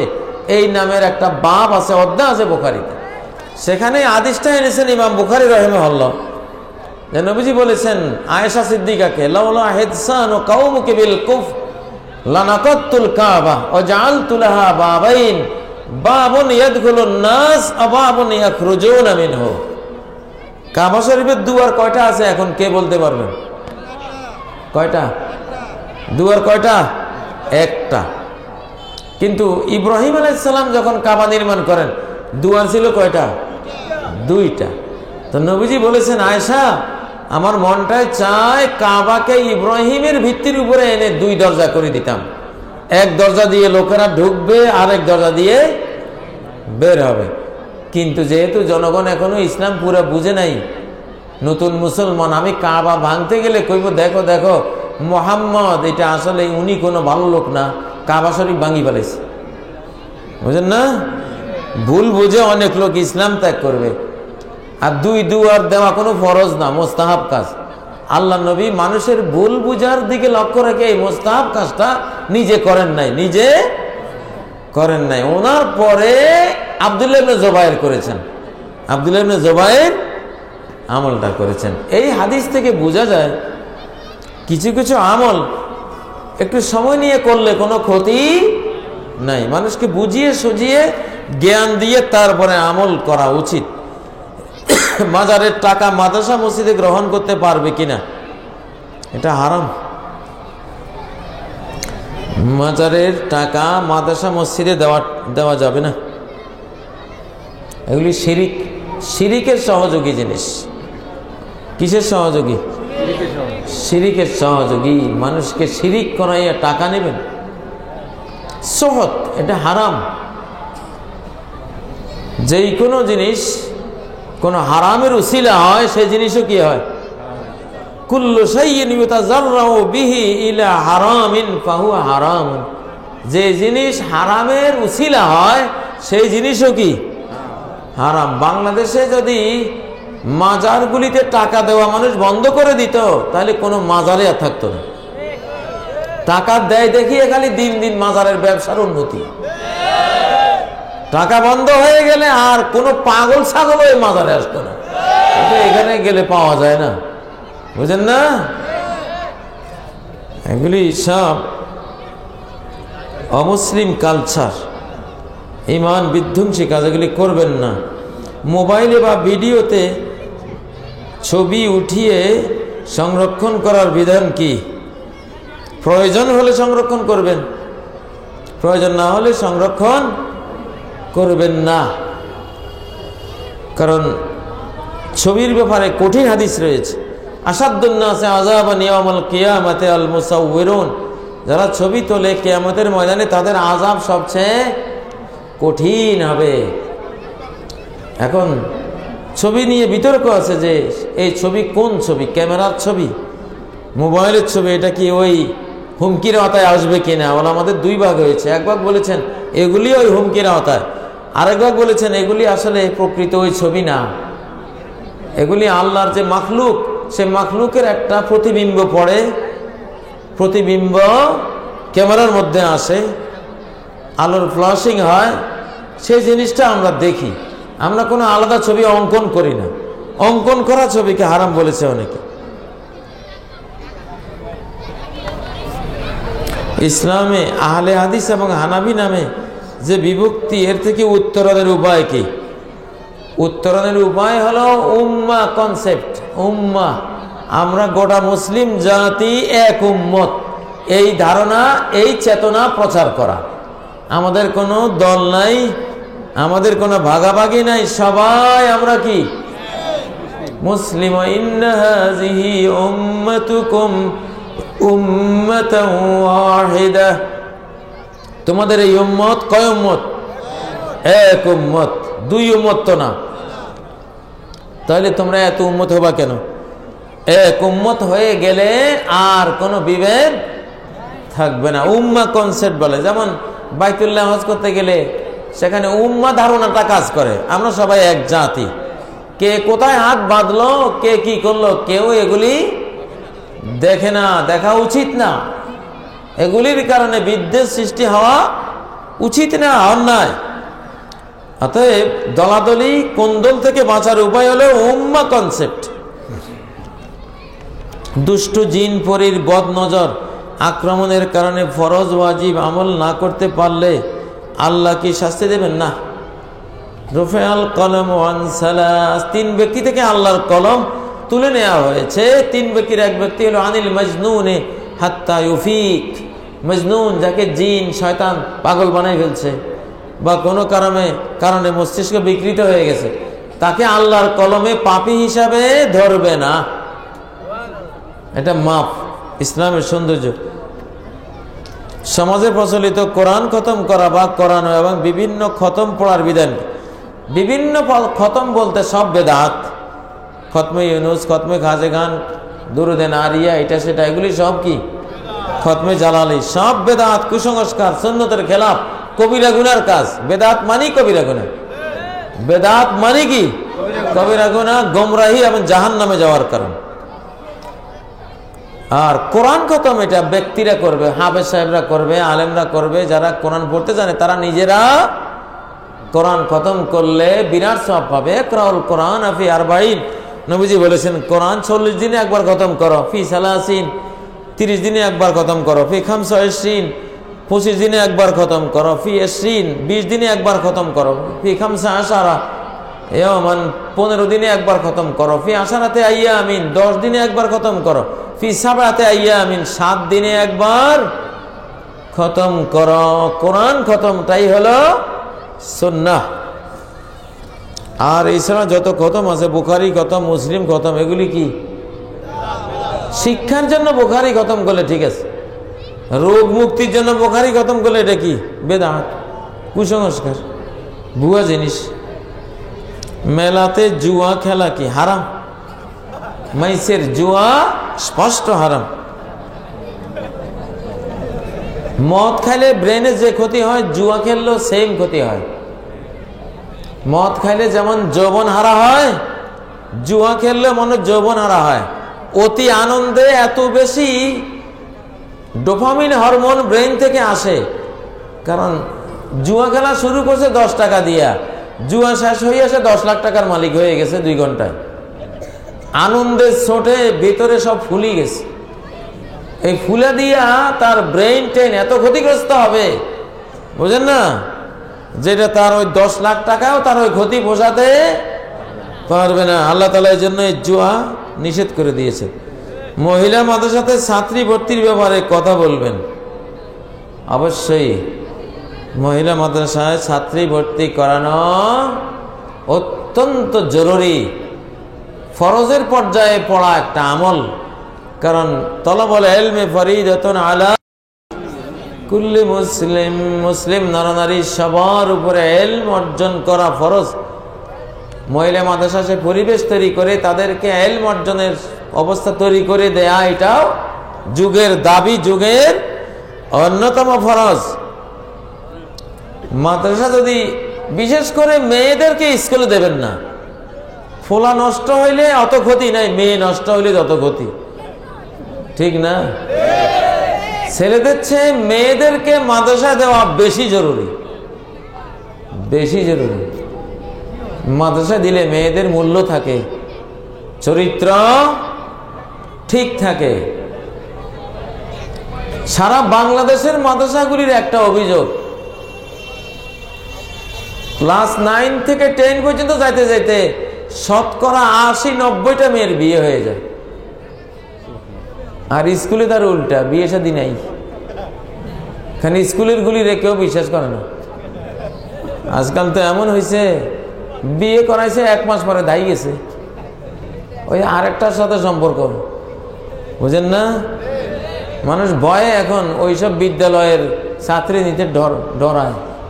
কিন্তু মাদ্রাসারগুলি আলহামদুলিল্লাহ কিছু সিটা সবখানে থাকে, সেটা ধর্তব্য না। মাদ্রাসা ছাত্রীরা এগুলি থেকে অনেক দূরে থাকে, সেই পরিবেশটা ভালো থাকে। এই জন্য মাদ্রাসায় পড়াবেন। মেয়েটা যদি ভালো হয়, আল্লাহওয়ালি হয়, আপনি দায়ুস হওয়ার হাত থেকে রক্ষা পাইলেন।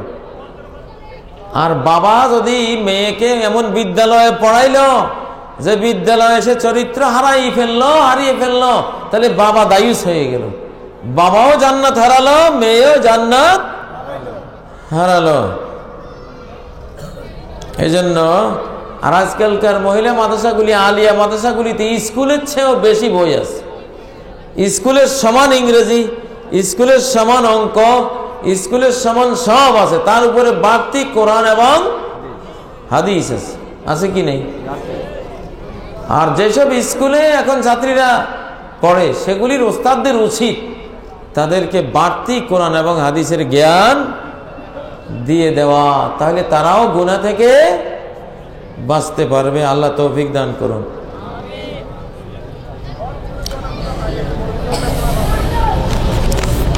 আল্লাহ তাআলা আমাদেরকে আজকের এই মাহফিলে আমরা যা বলেছি এইগুলো থেকে সহি শুদ্ধ জ্ঞান অর্জন করার তৌফিক দান করুন। প্রিয় ভাইয়েরা, আপনাদের প্রশ্ন শেষ, এর সাথে সাথে আমার বক্তব্য শেষ।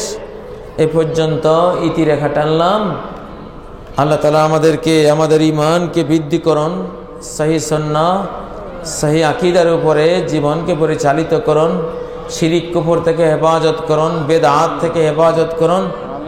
আল্লাহ তাআলা সন্ত্রাস, মাদকতা থেকে আমাদের সমাজকে মুক্তি দান করুন। কাফারাতুল মজলিস পড়ে আমি আমার বক্তব্য শেষ করে দিচ্ছি। সুবহানাকাল্লাহুম্মা ওয়া বিহামদিক, আশহাদু আল্লা ইলাহা ইল্লা আনত, আস্তাগফিরুকা ওয়া আতুবু ইলাইক। আসসালামু আলাইকুম ওয়া রাহমাতুল্লাহি ওয়া বারাকাতুহু।